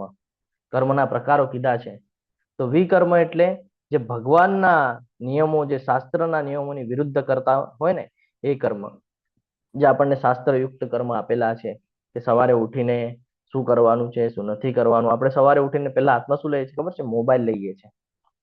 જ્યારે કે શાસ્ત્ર જ્યારે વાંચે, કર્મકાંડની વિધિને શાસ્ત્ર વાંચે, તેમાં ઉઠવાની સાથે શું છે ખબર છે? આંખ ખુલવાની સાથે કરાગ્રે વસતે લક્ષ્મી, કર મૂલે સરસ્વતી, કર મધ્યે તુ ગોવિંદ, પ્રભાતે કર દર્શન. આ શરૂઆત છે, પણ આપણે કરીએ છીએ? સવારે ઉઠીને પેલા મોબાઈલ લઈએ, સોશિયલ મીડિયા પર શું ચાલી રહ્યું છે. આ સમજવા જેવી બાબત છે. તો જે ભગવાનના નિયમોના વિરુદ્ધ આપણે જે કર્મ કરીએ છીએ વિકર્મ. જે ભૌતિક પ્લેટફોર્મ પર સારા કર્મ કરીએ છીએ, જેની પ્રતિક્રિયા આપણને મળતી હોય છે. બધા કર્મની પ્રતિક્રિયા તો આપણને મળે જ છે, બરાબર છે. પછી નિષ્કામ કર્મ, જે આપણા માતા પિતા કરે છે, નિસ્વાર્થ ભાવથી, ઈચ્છાહીન. સવારે ઉઠે, સવારે બધા માટે ટિફિન બનાવે, બધાનું ધ્યાન રાખે. સવારે સૌથી પહેલા ઉઠે ને રાતના સૌથી છેલ્લા સુવે. કોણ? માતા. બધાનું ધ્યાન રાખે. પણ કોઈ ઈચ્છા કરે છે એની પાછળ? કે ભાઈ ચલો આજે મહિનો થયો છે, લાવો 5-10 હજાર રૂપિયા આપો મને, હું તમારા બધાનું ધ્યાન રાખું છું. કર્યું છે આવું કોઈ દિવસે? સાંભળ્યું છે? એને ખબર છે એનું કર્તવ્ય છે બધા પ્રત્યે, બધાનું કરવાનું અને પછી પોતાનું જોવાનું. પેલા બધાને જમાડે પછી પોતે જમે. આ સમજવા જેવી બાબત છે. આને કહેવાય નિષ્કામ કર્મ. અને ભગવાન આવા જ કર્મની વાત કરે છે. તું ફળની ચિંતા રાખવાની જરૂર નથી. તું આવ્યો છે તો તું તારું કર્તવ્ય કર્મ ઉપર ફોકસ કર, ફળ હું તને આપી દઈશ. બરાબર, તારા કર્મ અનુસાર તું જેની માટે કેપેબલ છે એની માટે હું તને આપી દઈશ. આગળના અધ્યાયમાં હજી સમજાવશે ભગવાન આપણને ડિટેલ્સમાં. અને અકર્મ એટલે ભક્તિ પ્રવૃત્તિ જેના માટે કોઈ પ્રતિક્રિયા નથી, એટલે કે બલિદાન. નેહ અભિક્રમ નાશોસ્તિ, ગઈકાલનો શ્લોક. પ્રત્યવાયો ન વિદ્યતે સ્વલ્પમપ્યસ્ય ધર્મસ્ય ત્રાયતે મહતો ભયાત. એ અકર્મ કે જે ધર્મને પકડીને ચાલો, તમે જે ભગવાન માટે જે કર્મ કરો છો ને એ કર્મની વાત અહીંયા થાય છે. અકર્મ કે પહેલા ભગવાનને મૂકો અને પછી કર્મ કરો. આ એ જ સમજાવે છે આપણને. આ જે સ્લાઇડ છે એ બધું એ જ સમજાવે છે કે આપણે ક્યાં શું બીજ વાવીએ છીએ, એનું અંકુરણ કેવી રીતે કામ કરે છે એ બધું. આગળ વધીએ તો ખૂબ સરસ રીતે ભગવાન આપણને સમજાવે છે કે કર્મ તો કરવાની વાત કરી દીધી, પણ કેવી રીતે કરવાનું છે. આપણને પ્રશ્ન થાય ને કે પ્રભુજી તમે કર્મની વાત તો કરી દીધી, કેવી રીતે કરવાનું? તો ભગવાન તરત આગળના શ્લોકમાં સમજાવી દે છે. યજ્ઞાત કર્મણો અન્યત્ર લોકો યમ કર્મ બંધન તદર્થ કર્મ કૌંતેય મુક્ત સંગ સમાચર. ભગવાન કહે છે વિષ્ણુ પ્રીત્યર્થે યજ્ઞ તરીકે કર્મ કરવું જોઈએ. કોના પ્રીત્યર્થે? વિષ્ણુ પ્રીત્યર્થે. કૃષ્ણાર્પણમસ્તુ. જે કાંઈ પણ કર્મ કરો છો ભગવાનને અર્પણ કરતા શીખો. અન્યથા જેવું નહીં કરો તો શું થશે? આ ભૌતિક જગતમાં કર્મના બંધન ઉભા થશે.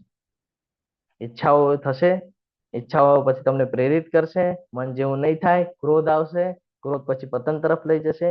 માટે હે કોંતે, તું તેમની એટલે કે વિષ્ણુની પ્રસન્નતા અર્થે નિયત કર્તવ્ય કર્મ કર.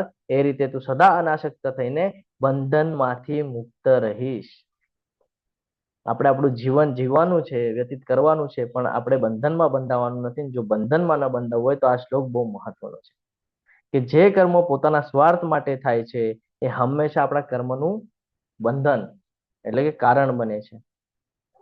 અને જે ભગવાનની પ્રસન્નતા માટે કરવામાં આવે છે એ મુક્તિનું કારણ બને છે, કારણ કે એમાં કર્મનું બંધન આપણને લાગતું નથી. એટલે આપણે પ્રશ્ન આપણને એ થવો જોઈએ કે હું શું કરવું એ ન થવો જોઈએ, હું કોના માટે કરું એ સમજવું જોઈએ કે શેની માટે કરીએ છીએ. ફોર એક્ઝામ્પલ, તમે તમારા બાળકો માટે બહુ પ્રોપર્ટી, પૈસા બધું રાખો છો. શું થાય છે અંતે? ભેગું લઈ જાઓ છો તમે, એ ભેગું લઈ જાય છે, તમે એને હજી વ્યસ્ત કરી નાખો છો. શું કે ભાઈ પૈસા ને બધું છે ને હવે આ ઉડાડ્યા કર, તને મનમાં આવે. શું કરવાનું છે જીવનમાં આવે ને તો કે એન્જોય કરવાનું છે. અરે એન્જોય કરવાનું છે વાત બરાબર છે, પણ કયા માધ્યમમાં કરવાનું છે એ તો સમજાવવું જોઈએ. ઇન્દ્રિયને તૃપ્તિ જ કરાવી છે ને, તો બે અલગ માધ્યમ છે, એક ભૌતિક જગતનો, એક આધ્યાત્મિક જગતનો. કયા માર્ગ પર કરાવી છે એ તો સમજાવવું જોઈએ. એટલા માટે ભગવદ્ ગીતા બહુ જરૂરી છે. એક જ કાર્ય જો કોઈ બે વ્યક્તિ કરે પણ એકના અંદર અહંકાર હોય એટલે પોતાની માટે કરે, બીજા આગળ ભગવદ્ ગીતાનું જ્ઞાન હોય તો એ ભગવાનની સેવા માટે કરે, તો બંનેનું આધ્યાત્મિક પરિણામ અલગ અલગ આવશે. જેને ભગવાન માટે કરેલું છે એને કોઈ દિવસે કર્મના બંધન નહીં લાગે, એને ફરી પાછું અહીંયા આવવું નહીં પડે. અને જેને અહંકારમાં આવીને પોતા માટે કરેલું છે વારે ઘડીએ અહીંયા જ આવશે, કારણ કે એને એક્શનમાં એ ચાલી રહ્યું છે. ના માઇન્ડમાં જે હતું એક્શનમાં ચાલી રહ્યું છે, હવે એની ઓળખ બને છે. હવે જે ઓળખ બની છે અંતિમ સમય સુધી એની ઓળખ રહેશે અને પાછો અહીંયા જ આવશે ફરી ફરીને. સમજાય છે શું પ્રોબ્લેમ કરીએ છીએ આપણે આપણા જીવનની અંદર? તો આ યજ્ઞને સમજવું ખૂબ જરૂરી છે. હા, ઘણા બધા લોકો જોબ કરતા હોય, બિઝનેસ કરતા હોય, કોઈ એજ્યુકેશન કરતું હોય, જેમ માતાઓ રસોઈ બનાવતા હોય છે, પરિવારનું પાલન કરતા હોય છે. આ બધું આપણે રોજના જીવનમાં કરીએ છીએ. પણ આને જ જો આપણે ભગવાનના પ્રસન્નતા માટે કરીએ તો, ઇન સેન્સ કે નોકરી કરીએ છીએ તો આપણે એમ વિચાર કરી શકીએ, શાસ્ત્રમાં કીધેલું છે ઘણું બધું કે નોકરી કેવી રીતે કરવાની છે, વ્યવસાય કરવાનો તો કેવી રીતે કરવાનો છે, જેમ જેમ આપણે આગળ ચર્ચા કરશું. પણ આ બધું ભગવાનની સેવા માટે જો પ્રસન્નતા માટે કરવાનો પ્રયત્ન કરીએ તો એ કર્મ યોગ બની જાય છે. એટલે કીધેલું હતું કર્મકાંડથી કર્મયોગ સુધી. જો હવે અહીંયા સમજાવે છે કે કર્મકાંડથી કર્મયોગ સુધી કેવી રીતે આવવાનું છે, તો કળિયુગમાં યજ્ઞ બલિદાન કેવી રીતે થતું. 4 યુગની આપણે વાત કરીએ તો સતયુગના અંદર લાખ વર્ષની ઉંમર હતી. લાખ વર્ષ સુધી ભગવાનનું સ્મરણ કરવાનું, કદાચ ભગવાન પ્રાપ્ત થાય. હવે હું આ કદાચ કેમ વાપરું છું ને આપણે આગળ સમજીએ. પછી ત્રેતા આવે છે. ત્રેતાની અંદર 10,000 વર્ષની ઉંમર હતી, યજ્ઞ કરવામાં આવતા, ઘણા બધા યજ્ઞ થાય પછી કદાચ ભગવત પ્રાપ્તિ થતી. દ્વાપર યુગ આવે છે. દ્વાપર યુગની અંદર 1000 વર્ષની ઉંમર હતી. જો એક એક મીંડા ઓછા થતા જાય છે દરેક યુગમાં, અને આ શાસ્ત્રમાં લખેલું છે. દ્વાપર યુગની અંદર 1000 વર્ષની ઉંમર હતી અને કે છે કે ત્યારે ભગવાનની પૂજા અર્ચના કરવામાં આવતી, તો કદાચ ભગવત પ્રાપ્તિ થાય. આટલા બધા વર્ષો, કેટલા બધા વર્ષોની વાત કરું છું હું, વિચાર કરજો તમે. 1000, અહીંયા 10 વર્ષ આપણને જીવવાનું કે ને એક્સ્ટ્રા, તો આપણને એવું થાય કે ભાઈ મારા શરીરના હાથ પગ કામ નથી કરતા, તો ભગવાનનું સ્મરણ ક્યાંથી થાય? આ આપણી સ્થિતિ હોય છે. અને દ્વાપર યુગ પછી આવે છે કલિયુગ. તો કલિયુગની અંદર જો તમને કોઈને કહેવામાં આવે કે તમારે આખો દિવસ ભગવાનના સાનિધ્યમાં રહેવાનું છે, ભગવાન માટે કર્મ કરવાનું છે, કરી શકશો કે? હરે કૃષ્ણ. છે પોસિબલ? આપણે આટલા બધા અટેચ છીએ ભૌતિક જગત સાથે, આપત સ્વકીય સાથે, તો આપણને બધું છોડવાની વાત કરે, આપણે છોડી શકીએ છીએ? ના પ્રભુજી. આખો દિવસ ના છૂટે પ્રભુજી, આખો દિવસ ના છૂટે પ્રભુજી. હા, તો ભગવાને આપણને તો ભગવાને આપણને એ જ સમજાવ્યું છે કે જો હું તને કર્મ છોડવાની વાત કરીશ ને, એ તારી માટે પોસિબલ જ નથી, પણ તું તારા કર્મને વાળી શકે છે. જેમ આપણે હમણાં પાણીનું ઉદાહરણ લીધું કે ભાઈ હું ખેતરમાં એને ડાયવર્ટ કરી દઉં તો વાંધો નહીં આવે, સેમ એજ ખેતરમાં ડાયવર્ટ કરવાનું છે. ખેતર ઇન સેન્સ કે શું? કલયુગના અંદર ભગવાન તરફ કર્મને ડાયવર્ટ કરી દો તો કોઈ દિવસે કર્મના બંધન લાગશે નહીં. તો આ આપણને એક મહામંત્ર આપેલો છે. કોના દ્વારા છે, શું છે, આપણે આગળ સમજીએ. હરે કૃષ્ણ કૃષ્ણ કૃષ્ણ હરે હરે, હરે રામ રામ રામ હરે હરે. તમે કહેશો પ્રભુજી આ ક્યાંથી આવ્યું? તો આ આવ્યું ભગવાન ચૈતન્ય મહાપ્રભુ જે સ્વયં કૃષ્ણના ભાવથી આવ્યા હતા. કૃષ્ણને સ્વયં કૃષ્ણ છે, રાધા રાણીના ભાવ સાથે આવ્યા હતા. અને કલિયુગની અંદર આજથી લગભગ 500-550 વર્ષ પહેલા આપણને હરે કૃષ્ણ મહામંત્ર આપીને ગયા છે કે તમે ભગવાનનું સંકીર્તન કરો અને ભગવાનનું સ્મરણ કરો અને આ ભૌતિક જગતમાંથી પોતાને બચાવી દો. આ સમજવું ખૂબ જરૂરી છે કે જ્યારે ચૈતન્ય મહાપ્રભુજી આવ્યા તો આપણને જ્ઞાન આપ્યું કે આપણે શું કરવા યોગ્ય છે અને શું કરવા યોગ્ય નથી. કેવા માધ્યમથી આપ્યું? તો ખબર હતી કે બધા ભૌતિક જગતના બધા સંસાધનોમાં વ્યસ્ત રહેશે, તો એવી જ કંઈક પ્રવૃત્તિ આપણને આપી કે તમે પણ મ્યુઝિક સાંભળીને એન્જોય કરો છો ને. ખબર હતી એમને કે ભવિષ્યમાં મ્યુઝિક સાંભળશે, તો મ્યુઝિક સાંભળશે, ઓકે, હરે કૃષ્ણ મહામંત્રનું કીર્તન કરો, મ્યુઝિક જ છે. તમારા કર્મને ડાયવર્ટ કરતા શીખો ભગવાન પ્રત્યે.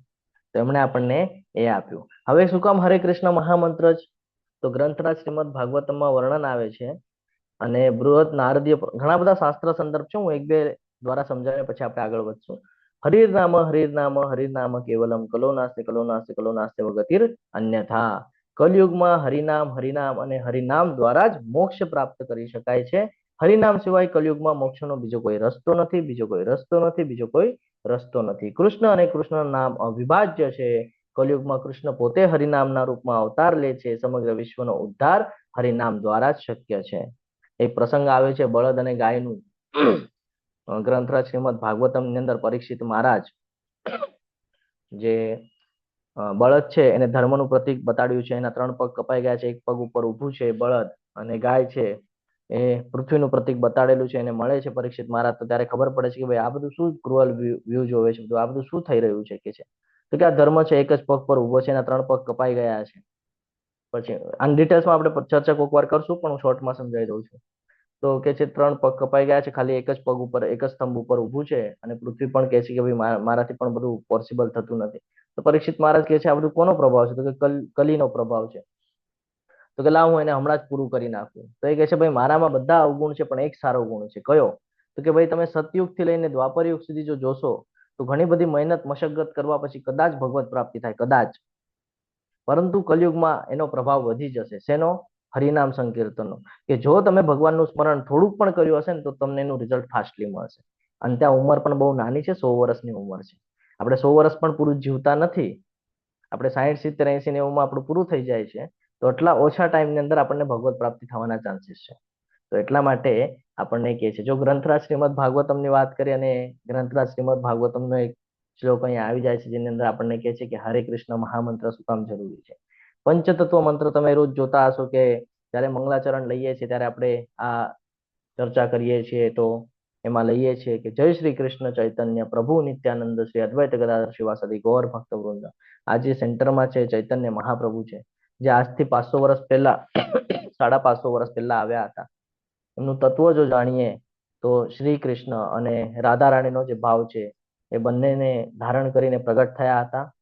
સુવર્ણ એમનો વર્ણ હતો, એટલે કે ગોલ્ડન કલર જેવો એમનો દેખાવ હતો. એમનું શરીરનું જે સ્ટ્રક્ચર છે આખું ગોલ્ડન કલરનું હતું. રાધા રાણીના ભાવની સાથે આવેલા હતા અને કહીએ ને કે હરે કૃષ્ણ મહામંત્ર દ્વારા આપણને બધાને ભગવાનના સમીપ લઈ ગયા. એની બાજુમાં છે નિત્યાનંદ પ્રભુ. એ બલરામજીનો અવતાર છે. બલરામજી આપણને બધાને ખબર છે, જ્યાં કૃષ્ણ હોય ત્યાં બલરામ અવેલેબલ હોય જ છે. તો એ પણ ત્યાં છે અને એમણે પણ એમાં સાથ આપેલી છે. આ બધી આપણે ચર્ચાઓ ભક્તિ વૃક્ષના ક્લાસમાં કરશું. એમની સાથે અદ્વૈત આચાર્ય છે, જે શિવજી અને મહાવિષ્ણુના બંનેના સંયુક્ત અવતાર તરીકે ઉપસ્થિત થયા હતા. પછી ગદાધર પંડિત છે, જે શ્રીમતી રાધા રાણીનું સ્વરૂપ છે, બરાબર છે. અને શ્રીવાસ ઠાકુર એ નારદજીનો અવતાર છે. તો આ રીતે એ લોકો આવ્યા અને આપણને આ બધું જ્ઞાન, આ બધું ભક્તિ આપણા સુધી પહોંચાડી. તો એટલે હંમેશા બધું ધ્યાન રાખવા જેવું છે કે ચૈતન્ય મહાપ્રભુ છે ભગવાનનો પ્રેમ દર્શાવે છે, નિત્યાનંદ પ્રભુ છે ભગવાનની અહેતુકી કૃપા દર્શાવે છે, અદ્વૈત આચાર્ય જે છે એ ભગવાન જે છે પૃથ્વી ઉપર જે ભક્તિપૂર્ણ આહ્વાન તરીકે જે પ્રગટ થાય છે એ સમજાવે છે. જ્યારે ગદાધર પંડિત છે એ શુદ્ધ ભક્તનું આદર્શ તરીકે છે, એમનું સ્વરૂપ સંકીર્તનનું પ્રતીક દર્શાવે છે. તો આ બધું સમજવું ખૂબ જરૂરી છે. આ બધું ક્યાંથી હું તમને કહી રહ્યો છું? આ બધું તમને ભક્તિ રસામૃત સિંધુ જ્યારે લેવલ 3 માં તમે પ્રવેશ કરશો ને ત્યાં તમને આ બધી ડિટેલ્સ મળશે. એટલે આ બધું સમજવું ખૂબ જરૂરી છે. તો આપણે 10મા અધ્યાયમાં પણ જોશું ભગવદ્ ગીતાના 10.25 ની અંદર, જેમાં ભગવાન કે છે યજ્ઞ નામ જપે યજ્ઞોસ્મિ, કે નામ જપમાં યજ્ઞ, જે નામ જપનો જે યજ્ઞ છે હું છું ભગવાન કહે છે. ભગવાન પોતાના અલગ અલગ સ્ટ્રક્ચર આપણને સમજાવે છે કે તમે કેવી રીતે સમજી શકો છો.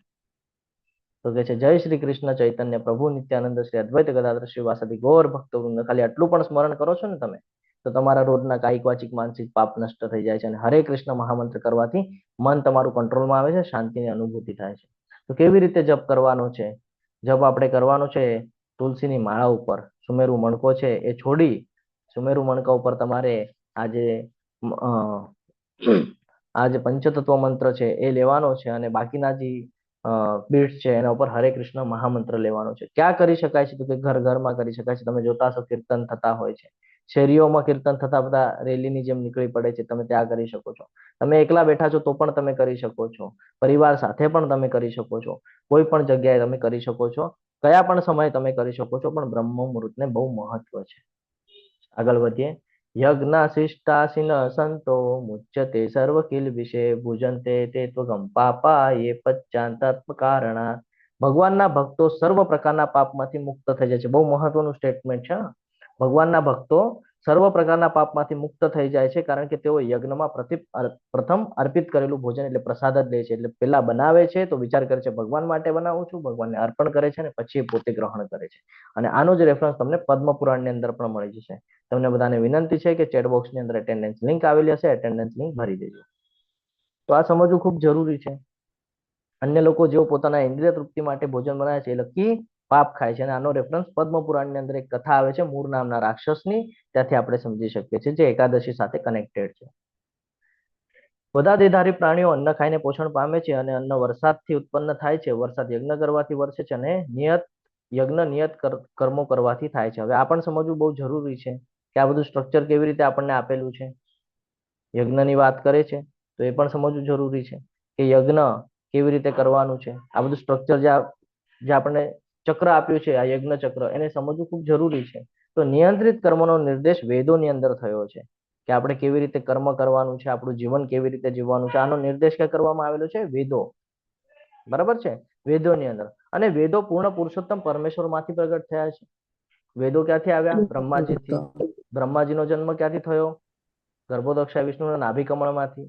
તો આ સમજવું જરૂરી છે. આ બધું ક્યાંથી આવ્યું? તો પૂર્ણ પુરુષોત્તમ પરમેશ્વરને ત્યાંથી જ આપણને આ બધું પ્રાપ્ત થયું છે.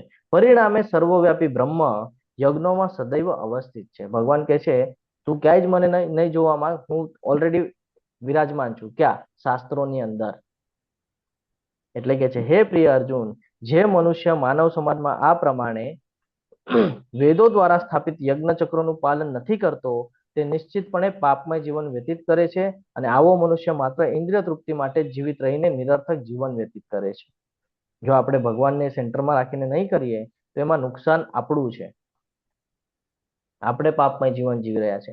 શું કામ? તો અત્યાર સુધી જો આપણે કાંઈ કરતા નહોતા, બરાબર, આપણે પોતા માટે જ વિચાર કરતા હતા, ખાલી ખાતા હતા ને બધું, પણ આ બધું મળ્યું કેવી રીતે આપણને? પ્રાપ્ત કેવી રીતે થયું? કોઈ દિવસે એનો વિચાર કર્યો નથી? કર્યો છે કોઈ દિવસે? પ્રસાદ એટલે શું? આ સમજવું જરૂરી છે. પ્રસાદ એને કહેવાય જે ભગવાનને અર્પણ કરવામાં આવે, ભગવાન એને સ્વીકારેલું હોય અને કૃપા રૂપે ભક્તોને પાછું આપેલું હોય, આને કહેવાય છે પ્રસાદ. આ સમજવું ખૂબ જરૂરી છે. એટલે જો કોઈ વ્યક્તિ પેલા ભગવાનને અર્પણ કરીને પછી લે છે, એનો અર્થ એ છે કે એની માનસિકતા એવી છે કે આ મારું નથી, આ ભગવાનનું છે ને ભગવાન દ્વારા મને પ્રાપ્ત થયું છે. જો આપણે આના સ્ટ્રક્ચરમાં જો પાછળ જઈએ ને તો આ આપણને સમજાશે કે ભોજન ક્યાંથી આવ્યું? અનાજથી. અનાજ ક્યાંથી આવ્યું? વરસાદ પડવાથી. વરસાદ કેવી રીતે થયો? યજ્ઞ કરવાથી. આ બધું સમજવું ખૂબ જરૂરી છે. અને આનું જ તમને રેફરન્સ જોઈએ તો રેફરન્સ ક્યાં મળી જશે આપણને? 9.26 ની અંદર, કે બધું ભગવાનને સમર્પિત કરવું જોઈએ, જેની અંદર ભગવાન કહે છે પત્રમ પુષ્પમ ફલમ તોયમ યો મે ભક્તા પ્રયચ્છતિ.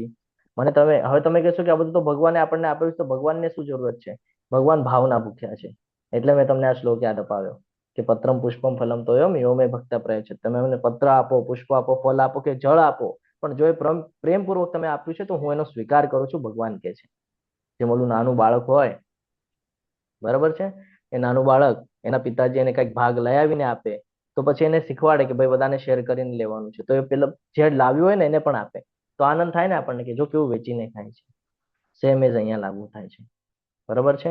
એટલે ભગવાન 9.27 ની અંદર પણ કહે છે કે તું જે કાંઈ પણ કરે છે, જે કાંઈ પણ ખાય છે, બધું મને અર્પણ કર. એટલે આ સમજવું જરૂર છે. અને જે ભગવાનને આપણે બનાવીને આપશું ને, ભગવાન માટે જે કાંઈ બનાવશું ને એ બધું સાત્વિક હશે, તો સાત્વિક ભોજન ગ્રહણ કરશું આપણે. અને આગળ જેમ જેમ વધશું ને એમ આપણને ખબર પડશે કે સાત્વિક ભોજન ખાવાની પાછળનું મિનિંગ શું છે. એટલે આ યજ્ઞ ચક્રને સમજવું બહુ જરૂરી છે. આ યજ્ઞ ચક્ર જે છે એ એવી રીતે સમજાય છે કે આપણું જીવન શેના પર ચાલી રહ્યું છે? ભોજન પર ચાલી રહ્યું છે. ભોજન ક્યાંથી આવે છે? અનાજ ક્યાંથી આવે છે? ખેતરમાંથી ખેડૂત લગાડે ત્યારે આવે છે. હવે ખેતરમાં ખાલીનું કામ છે બીજ વાવવું. હવે પાક યોગ્ય બનાવો ન બનાવો કોનું કામ છે ખબર છે તમને? સૂર્ય, ચંદ્ર, અગ્નિ, પાણી, આકાશ એનું કામ છે. એ કોના બેસ પર ચાલે છે? આજે વરસાદ ને બધો કોના બેસ પર ચાલે છે? કોઈક તો શક્તિ છે ને જેના બેસ પર ચાલે છે. એ શક્તિનું વર્ણન ક્યાં છે? શાસ્ત્રોની અંદર, વેદોની અંદર.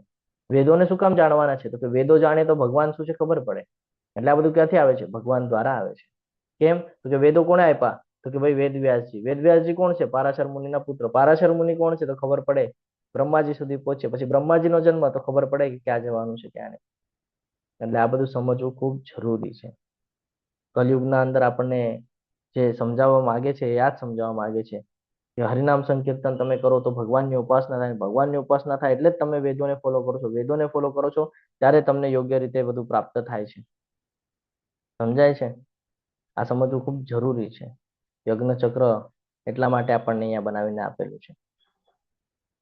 જનક જેવા રાજાઓ, જનક રાજા કોણ છે ખબર છે ને આપણને બધાને? હરે કૃષ્ણ. ત્રેતા હા યુગ. પ્રભુજી, પિતાજીના સીતા પિતા. માતાના પિતા. હા, તો એ જનક જેવા રાજાઓએ પણ માત્ર નિયત કર્તવ્ય કર્મથી સિદ્ધિ પ્રાપ્ત કરી હતી. એટલે સાધારણ જન સમુદાયને માટે શિક્ષિત કરવા માટે પણ તારે કર્તવ્ય કર્મ કરવું જોઈએ. આ આપણું કર્તવ્ય છે. શું? સાધારણ જન સમુદાયને શિક્ષિત કરવું. ફોર એક્ઝામ્પલ, મેં આ જ્ઞાન લીધું છે તો મારું કર્તવ્ય બને છે કે મારે બીજા સુધી આ જ્ઞાન પહોંચાડવું કે ભાઈ વેદોને જાણવા જરૂરી છે, યજ્ઞ ચક્રનું પાલન કરવું જરૂરી છે, આપણું નિયત કર્તવ્ય કર્મ છે. તો આ પણ સમજવું જરૂરી છે. ભગવાન આપણને 3.20 ની અંદર એ જ સમજાવે છે કે તારે તારું જે નિયત ફરજ છે તારે પૂર્ણ કરવી જોઈએ, જે આપણે કરતા નથી. આપણને શું કામ સમય બધું આપ્યું છે ભગવાને? એટલા માટે આપ્યું છે કે આપણે એને સમજીએ અને જીવનમાં ઉતારીએ ને એવી રીતે જીવન જીવીએ. પણ આપણે શું કરીએ છીએ? એટલા બધા વ્યસ્ત થઈ ગયા છે કે આપણને ખબર નથી પડી રહી કે કેવું જીવન જીવવાનું છે ને શું કરવાનું છે. અને આપણે શું કરીએ છીએ પછી? તો કે આવી રીતે કરીએ છીએ. શું કરીએ છીએ? મહાન પુરુષ જે આચરણ કરે છે તેનું અનુસરણ સામાન્ય મનુષ્ય કરે છે અને ઉદાહરણ રૂપ આચરણ દ્વારા તે જ આદર્શ પ્રસ્થાપિત કરે છે. તેનું જગત અનુસરણ કરે છે. અનુકરણ અને અનુસરણ આમાં બહુ મોટો તફાવત છે. બહુ જ મોટો તફાવત છે અને એ જ અહીંયા આપણે સમજવું ખૂબ જરૂરી છે. શું થાય અનુકરણ અને અનુસરણ એટલે? કોણ કહેશે? હરે કૃષ્ણ. હરે કૃષ્ણ. હરે કૃષ્ણ. અનુસરણ હરે અને અનુ બોલો બોલો માતાજી. હરે હરે કૃષ્ણ. હા બોલો.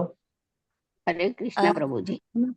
અનુકરણનો મતલબ એ છે કે કોઈ જે કરે એ કરવું, અને અનુસરણનો મતલબ છે કે કોઈ આપણને કહે એ કરવું.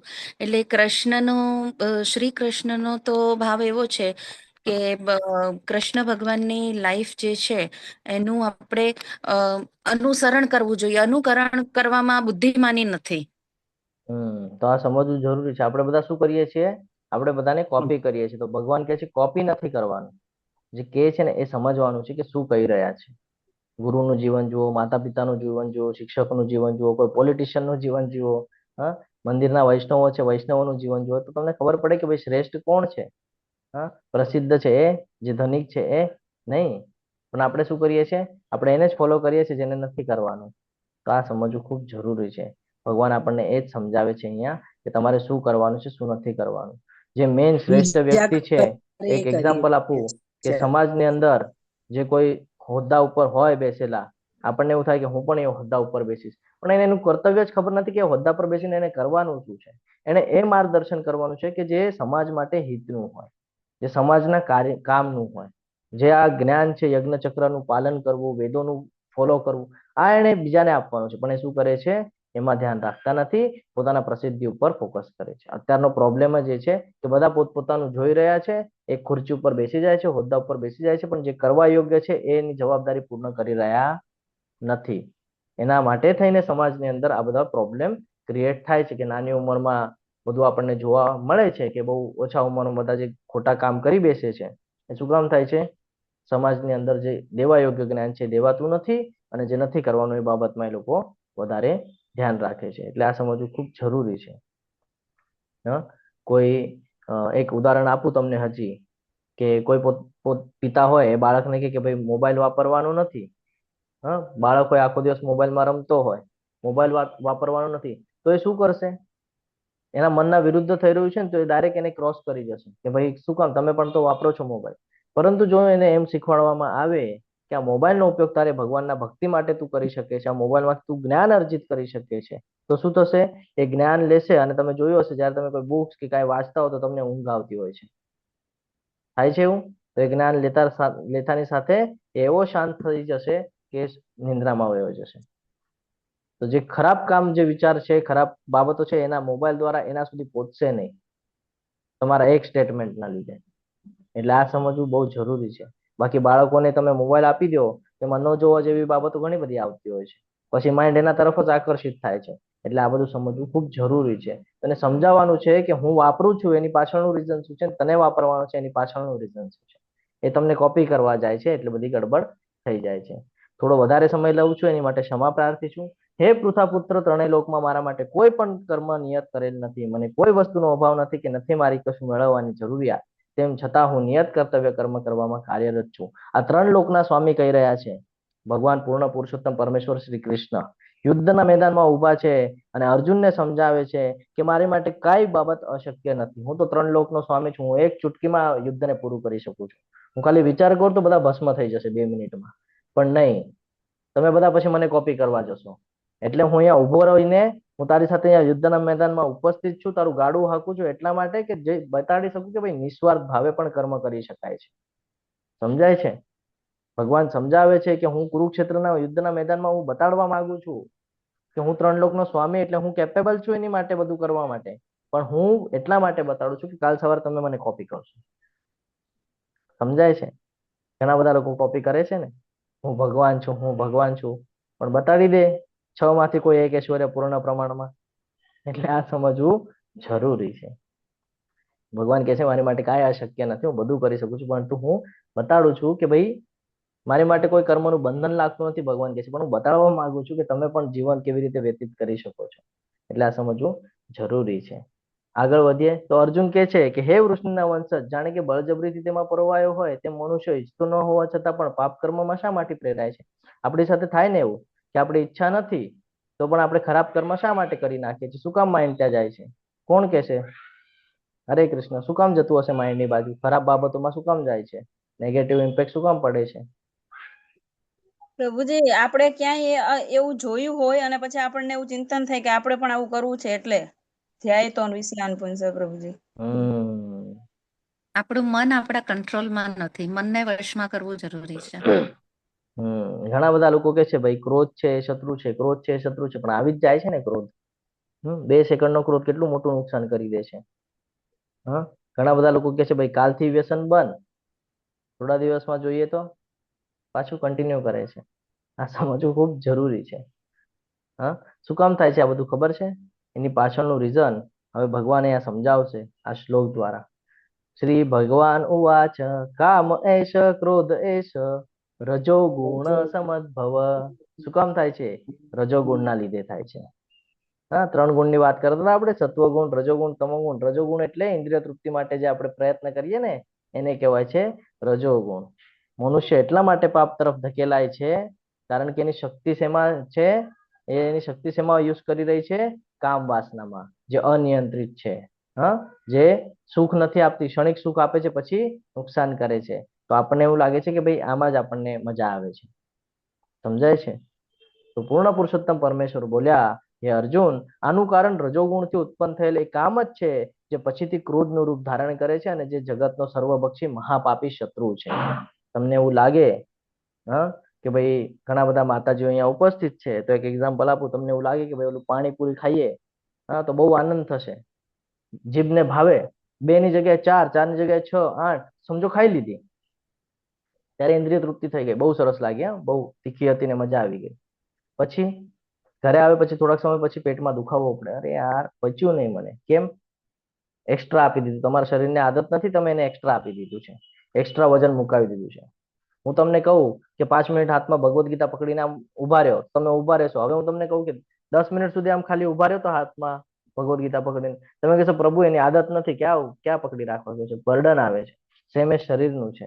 એને જેટલાની આદત છે રેગ્યુલર, તમે એના આદત કરતા એને વધારે પ્રેશર આપી રહ્યા છો, એટલે એ નથી કરી એક્સેપ્ટ કરતું.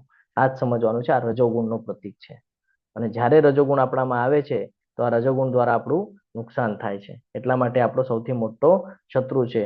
ભૌતિક ઈચ્છાઓ એટલે કામ વાસના ઉપર આપણો સંયમ હોવો ખૂબ જરૂરી છે. હરે કૃષ્ણ. એના ઉપર સંયમ હોવો ખૂબ જરૂરી છે. અને આનો ઉપાય શું છે? તો આપણે જે કાંઈ પણ કર્મ છે એ ભગવાનમાં આપણે વ્યસ્ત કરવું પડશે. એવું નથી, ભગવાન એમ નથી કહેતા કર્મ બંધ કરી દે. કર્મ કરવું જ પડશે, પણ એને તું ડાયવર્ટ કરી દે જેનાથી તને કામ વાસના ન ઉત્પન્ન થાય. છે ને? અહીંયા હવે સમજાવે છે કે જેવી રીતે અગ્નિ ધુમાડાથી, દર્પણ ધૂળથી અથવા ભ્રૂણ ગર્ભાશયથી આવૃત્ત રહે છે, તેવી જ રીતે જીવાત્મા કામ વડે વિભિન્ન માત્રામાં આવૃત્ત રહે છે. અગ્નિનું ઉદાહરણ લઈએ આપણે. અહીંયા 3 ઉદાહરણ છે, એમાંથી એકાદ ઉદાહરણ લઈએ આપણે. તો આ અગ્નિ છે, ઠંડીના સમયમાં અથવા તો જેના ઘરે કહીએ ને કે ભાઈ આવી રીતે તાપણું કરીને પાણીને બધું ગરમ કરવામાં આવતું છે, તરત સમજી જશે કે જ્યારે અગ્નિ પ્રગટાવવામાં આવે તો એની સાથે ધુમાડો પણ હોય. તો આપણને ખાલી ધુમાડો દેખાય, નીચે અગ્નિ બળતી હોય ને એ ન દેખાય. જયારે આપણે ફૂંક મારીએ તો ધુમાડો બાજુમાં થાય તો નીચે અગ્નિ પ્રગટતી હોય આપણને દેખાય થોડી થોડી કે જ્વાળા છે. સેમ એસ છે. આપણી પાસે જ્ઞાન છે કે શું કરવાનું છે શું નથી કરવાનું, પણ એના ઉપર ધુમાડાની છાલર બાજી ગઈ છે. જેવી રીતે અહીંયા આરીસાનું ઉદાહરણ આપ્યું છે કે તમે આ આરીસા ઉપર ધૂળ હોય અને તમે ત્યાં ચહેરો જુઓ તો તમારો ફેસ તમને જોવા નહીં મળે. તમે શું કરી રહ્યા છો? તમારા મોઢાને ધોઈ રહ્યા છો પાણીથી વારે વારે વારે વારે, પણ તમને ખબર નથી પડતી કે એના ઉપર ધૂળ છે. એ સાફ કરીશ તો હું દેખાઈશ. તો ભગવાન કહે છે આ જે કામ વાસના છે ને, રજોગુણ, એને તમારે સાફ કરવાનું છે. એટલે તમારા જે કર્મ છે ને, જે ભૌતિક જગત સાથે સંકળાયેલા, એને તમે મારામાં ડાયવર્ટ કરી નાખો તો એની મેળે તમને સમજાઈ જશે કે તમારે શું કરવા યોગ્ય છે, શું કરવા યોગ્ય નથી. ભગવાન એ સમજાવે છે. એ રીતે જ્ઞાની જીવાત્માની શુદ્ધ ચેતના કામરૂપી સનાતન શત્રુ દ્વારા ઢંકાઈ જાય છે અને આ કામ કદાપી સંતુષ્ટ થતો નથી, તથા અગ્નિની જેમ બળતો રહે છે. અગ્નિના અંદર જેમ ઘી નાખીએ તો એ સતત કેવું બળતું જ રહે, બળતું જ રહે, બળતું જ રહે. એવી રીતે ઈચ્છા આપણા જીવનમાં છે કે એક ઈચ્છા પૂરી થાય ને તો પાછી ઈચ્છા તૈયાર થાય છે. એ ઘી જેવું કામ કરે છે ઈચ્છા. કે આજે ફોર એક્ઝામ્પલ તમને એક ગાડી ગમી, તમે ગાડી લીધી, હવે મહિના વર્ષ પછી તમે કહેશો હવે આ નહીં, હવે બીજી ગાડી લેવી છે. હવે તમે એક વસ્તુમાં સફળ થયા એટલે તમે કહેશો હવે હજી સફળતા જોઈએ છે. તમે એક મોબાઈલ લીધો, હવે હજી બીજો મોબાઈલ લેવો છે. હા, અત્યારે પૈસા કમાવા, હજી પૈસા કમાવા છે. તો કોઈ દિવસે ઈચ્છા કોઈ દિવસે પૂરી થવાની નથી. એ સતત જેમ અગ્નિ બળતો રહે છે ને, એવી રીતે ઈચ્છાઓ પણ સતત ચાલ્યા કરવાની છે. જેમ ઘી હોમીએ તો અગ્નિ બળતો રહે, એવી રીતે આ ઈચ્છા પણ આપણને આધીન કરીને રાખે છે કે ભાઈ મારી સાથે સંકળાઈને રહે, જે કોઈ દિવસે પૂરું થતું નથી. મૃત્યુ પર્યંત આપણે બધું શોક પાણી બધું કરી લઈએ છીએ, તો મૃત્યુ પર્યંત આપણી કંઈક ને કંઈક ઈચ્છા બાકી જ રહી જાય છે. જો તમે હોય એવું કોઈ બેડ રેસ્ટ જે લાસ્ટ મુમેન્ટ પર એની સાથે ચર્ચા કરજો, ભાઈ તમારી ઈચ્છા શું છે. તમને ઘણી બધી ઈચ્છાઓ કે મારે આ કરવાનું રહી ગયું, ઓલું કરવાનું રહી ગયું, કોઈ દિવસે પૂરી નહીં થાય, કોઈ દિવસે નહીં. એટલે આ સમજવું બહુ જરૂરી છે. તો ભગવાન એ જ કહે છે આ બધી ઈચ્છાઓ ક્યાંથી પ્રગટ થાય છે, તો અહીંયાથી થાય છે. ભગવદ્ ગીતાનું જે ફર્સ્ટ પેજ છે ને, પુષ્ઠભાગ, એના ઉપર જ આ જોવા મળે છે. કૃષ્ણ, અર્જુન અને ઘોડાઓ છે. આ એ જ પ્રતીક અહીંયા બતાડે છે કે ક્યાંથી તૈયારી થાય છે. તો કે છે ઇન્દ્રિય, મન તથા બુદ્ધિ એ આ કામના નિવાસ સ્થાનો છે. ક્યાંથી થાય છે? ઇન્દ્રિયો, બુદ્ધિ અને મન. તમે કંઈક જોઈ જાઓ, તરત તમારું જે બુદ્ધિ છે એ પ્રેરિત કરે કોને? મનને, કે ભાઈ મને જોઈએ છે, મને જોઈએ છે, મને જોઈએ છે. જીત કરે બુદ્ધિ, જ્યાં સુધી એને અપાવો નહીં ને ત્યાં સુધી. અને પછી અપાવો પછી શું કરે છે? ભોગ ભોગવા જાય એટલે છોડી દે છે. એક એક્ઝામ્પલ આપું. કોઈ વ્યક્તિ અંધ હોય, હા, એને લાકડી અને ચશ્મા આપવામાં આવેલા હોય જ્યારે એ અંધ હોય ત્યારે. પછી એને કોઈના માધ્યમથી આંખ પ્રોવાઈડ કરવામાં આવે, સૌથી પહેલા એ શું કરે છે? સૌથી પહેલા ચશ્મા કાઢશે ને લાકડીને ફેંકી દેશે. આ સમજવા જેવી બાબત છે કે આપણે પણ શું કરીએ છીએ જીવનની અંદર, જેની પણ આપણે ભોગ ભોગવવાની વૃત્તિ રાખીએ છીએ ને, એને આપણે લઈએ છીએ, યુઝ કરીએ છીએ, અને પછી એને ઉપયોગ થઈ જાય એટલે એને ફેંકી દઈએ છીએ. તો આનાથી બચવાનું છે આપણે. અને એ બધું કોણ કરાવે છે? આપણે ઇન્દ્રિય. ઇન્દ્રિય કોને પ્રેરિત કરે છે? બુદ્ધિને. બુદ્ધિ અને મન મળીને પછી એ બધું પૂરું કરે છે. એટલે આ ત્રણ જે છે આ કામના નિવાસ સ્થાનો છે, વાસનાના નિવાસ સ્થાનો છે. એટલે આને જ ભગવાનમાં લગાડવું જરૂરી છે. આ તમને ખોટા માધ્યમમાં દોરી જાય છે, એટલે આને જ ભગવાનમાં લગાડવું જરૂરી છે. તો ભગવાન કહે છે આપણને કે આ બધા વાસ્તવિક જ્ઞાનને ઢાંકી દે છે અને તમને મોહિત કરે છે. તમને એવું બધું બતાડે છે કે જેનાથી તમે મોહી જાઓ. સુંદરતા દેખાડે, હા, પછી બધું એવું બધું બતાડે કે જેનાથી તમને એવું લાગે કે ભાઈ આ તો મને પણ જોઈએ છે.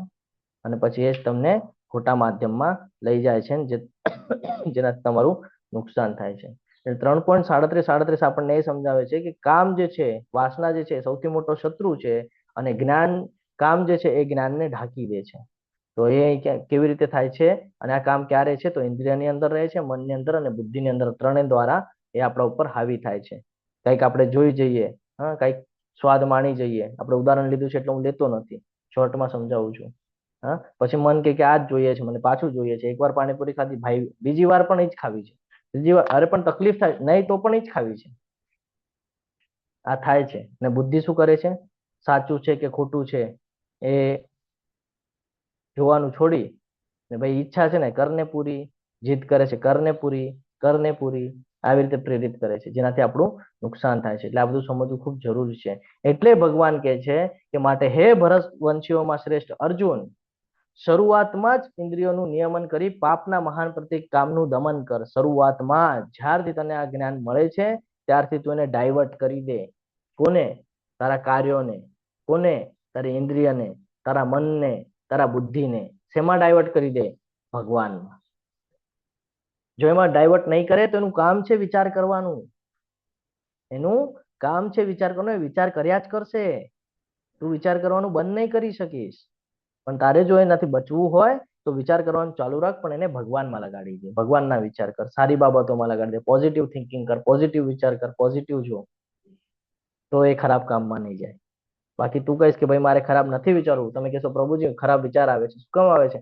તમે એને ત્યાં પ્રેરિત કરો છો એટલે આવે છે. તમે એને ડાયવર્ટ કરી નાખો ભગવાનમાં. અને જ્ઞાન તથા આત્મ સાક્ષાત્કારના વિનાશ કરતાનો વધ કર, ભગવાન કહે છે. અહીંયા અલગ અલગ સ્તર આપણને બતાડેલા છે.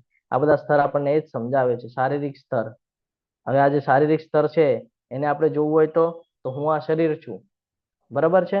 ખાવું, આના લક્ષણો શું છે? તો એ ખાવું, પીવું, ઊંઘવું, આરામ કરવો, દેખાવ વિખાવ, શારીરિક સુખ, આ એનું લક્ષણ છે, બરાબર છે. અને આનાથી જ આપણને ઈચ્છાઓ થાય છે. શેની? વિષયાશક્તિની. કંઈક જોઈ જઈએ એટલે. હા, આખો દિવસ મનમાં ભોજનનો વિચાર ચાલતો હોય, આ ખાઈ લઈશ, ઓલું ખાઈ લઈશ, આ મેળવી લઈશ, ઓલું મેળવી લઈશ. પછી એ વિષયાશક્તિ તરફ લઈ જાય છે, જેને આપણે માનસિક સ્તર કહીએ છીએ. એટલે આપણી ઈચ્છા શું છે, આપણી લાગણી શું છે, એના પ્રત્યે આપણે પ્રેરિત થઈએ છીએ કે મને આ ગમે છે, આ નથી ગમતું, હું આનાથી ખુશ છું, આનાથી દુઃખી છું, અલગ અલગ વિચારો કરે, પછી ચિંતા આવે, ડર આવે, ગુસ્સો થાય, ઈર્ષ્યા થાય, આસક્તિ થાય. આ બધું એના સ્વરૂપ છે. પછી એ ક્યાં લઈ જાય છે આપણને? બૌદ્ધિક સ્તર ઉપર. એનાથી ઉપર લઈ જાય. ત્યાં તો કે ભાઈ ત્યાં બુદ્ધિ નિર્ણય લે કે ભાઈ શું કરવાનું છે, શું નથી કરવાનું, ધર્મ શું છે, અધર્મ શું છે, એ ખબર પડે. અને મન શું કરે આપણને? ભાઈ આ કામ કર ને. બુદ્ધિ કે નહીં, આ ખોટું છે, આ નથી કરવાનું, ઓલું કરવાનું છે. સતત સંઘર્ષ ચાલે છે એ લોકોની વચ્ચે. બુદ્ધિ મજબૂત હોય તો એ મનને રોકી શકે, અને મન મજબૂત હોય તો એ બુદ્ધિને. એટલે આ સમજવું જરૂરી છે. અને એનાથી ઉપર છે આધ્યાત્મિક સ્તર, જેમાં ખબર પડે કે બીજા અધ્યાયમાં કીધું છે બુદ્ધિ યોગ, હું આ શરીર નથી, હું તો ભગવાનનો દાસ છું, તો ભગવાનનો સેવક છું. આ સૌથી ઉપરનું સ્તર છે, જેને આધ્યાત્મિક સ્તર કહેવાય. અહીંયાની આત્મા છે જાગૃત હોય, જાગૃત અવસ્થામાં હોય. એ હંમેશા એ વિચાર કરે કે હું ભગવાનને કાર્ય કેવી રીતે કરું, ભગવાનની સેવા કેવી રીતે કરું, ભગવાનને પ્રસન્ન કેવી રીતે કરું. કેમ? તો કે હું એમના સાનિધ્યમાં રહીશ ને તો મને આ ભૌતિક જગતની જે બધી બાબતો છે ને એમાં ફસાવાની ઈચ્છા નહીં થાય. અને હું એમાં નહીં ફસાઈશ તો હું કોઈ દિવસે પાછો અહીંયા જન્મ લઈને આવીશ. એટલે આ બધું બહુ જરૂરી છે. અને ભગવાન કહે છે, એ જ સમજાવે છે આપણને ભગવાન, કે કર્મેન્દ્રિયો જળ પદાર્થ કરતા ચડિયાતી છે, મન ઇન્દ્રિયો કરતા પણ ઉચ્ચતર છે, બુદ્ધિ મનથી પણ વધારે ઉચ્ચતર છે, અને આત્મા બુદ્ધિથી પણ વધુ શ્રેષ્ઠ છે. એટલે કર્મેન્દ્રિયો શરીરની વાત કરે છે, ઇન્દ્રિયો છે એ શરીર કરતા શ્રેષ્ઠ છે. આંખ, કાન, નાક, જીભ, ત્વચા, આ બધું શરીરને ચલાવવાનું કાર્ય કરે છે. આંખ છે એ જોવાનું કામ કરે છે. જે જોઈ જાય તો આખું શરીર એની પાછળ. મન છે એ ઇન્દ્રિયો કરતા શ્રેષ્ઠ છે. આંખ કંઈક જોવે એટલે મન સીધું ત્યાં પહોંચી જાય. અહીંયા આપણે ક્લાસ કરીએ છીએ, અત્યારે બધા એના મન કામમાં હશે. કોઈકને કઈક ડ્યુટી હશે, કોઈકને કોઈક સાથે વાત કરવી હશે, કોઈકને ઘડિયાળ પર ધ્યાન હશે. પ્રભુજી 1.5 કલાક લઈ લીધું, તમે 1 કલાકનો ક્લાસ કરીને 1.5 કલાક લ્યો છો. તો મન ત્યાં ભમશે આપણો. પછી બુદ્ધિ છે એની કરતા શ્રેષ્ઠ છે. એ કહેશે કે ભાઈ ક્લાસ બંધ કરી દે ને, એ કહેશે ભાઈ સાંભળવા દે, સરસ કે છે. પછી ક્લાસ બંધ કરી દે ને, તો આ બુદ્ધિનું કામ છે. અને આત્મા છે એનાથી પણ શ્રેષ્ઠ છે, શાશ્વત છે, ભગવાનનો અંશ છે, અને હંમેશા એ કહીએ ને કે ભગવાનના સાનિધ્યમાં રહેવાનું એને સ્ટ્રક્ચર તૈયાર કરવું જોઈએ.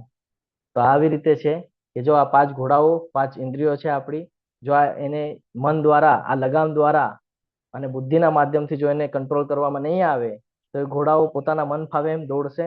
2 ઘોડા રાઈટમાં, 2 ઘોડા લેફ્ટમાં જશે તો નુકસાન થઈ જશે. ઓલું જે ટ્રાવેલ કરી રહી છે આત્મા શરીરના અંદર, નુકસાન એનું થાય છે. જ્યારે કે ખાલી ત્યાં પ્રવાસ કરી રહી છે, એનું કાંઈ રોલ પણ નથી એમાં. સમજાય છે? એનો ચલાવવામાં કાંઈ રોલ છે નહીં, એ ખાલી બેસેલું છે. શરીરને ચલાવે કોણ છે? આ ઇન્દ્રિયો. આ ઇન્દ્રિયો જો કંટ્રોલમાં નહીં રહે તો નુકસાન કોનું થશે? આત્માનું. પાછો જન્મ લઈને આવવું પડે છે. આ સમજવું પડશે. એટલે બુદ્ધિ અને મનને કંટ્રોલ કરવા હશે તો એને ભગવાનમાં લગાડવું પડશે. આ બધી ઇન્દ્રિયોને ભગવાનમાં લગાડવી પડશે, ત્યારે આપણે એનાથી બચી શકશું. તો આ સાથે આપણો આજનો અધ્યાય કર્મયોગ અહીંયા પૂર્ણ થાય છે. તમે બધા ખૂબ શાંતિપૂર્વક સાંભળો. તમારો ખૂબ આભાર વ્યક્ત કરું છું. વાંછા કલ્પતરુભ્યશ્ચ કૃપા સિંધુભ્ય એવ ચ પતિતાનાં પાવનેભ્યો વૈષ્ણવેભ્યો નમો નમઃ. અનંત કોટી વૈષ્ણવ વૃંદ કી જય. ભગવદ ગીતા કી જય. શ્રીલ પ્રભુપાદ કી જય. સદગુરુદેવ કી જય. હરે કૃષ્ણ હરે કૃષ્ણ કૃષ્ણ કૃષ્ણ હરે હરે, હરે હરે હરે રામ, રામ રામ હરે હરે. હરે કૃષ્ણ સર્વને દંડવત પ્રણામ.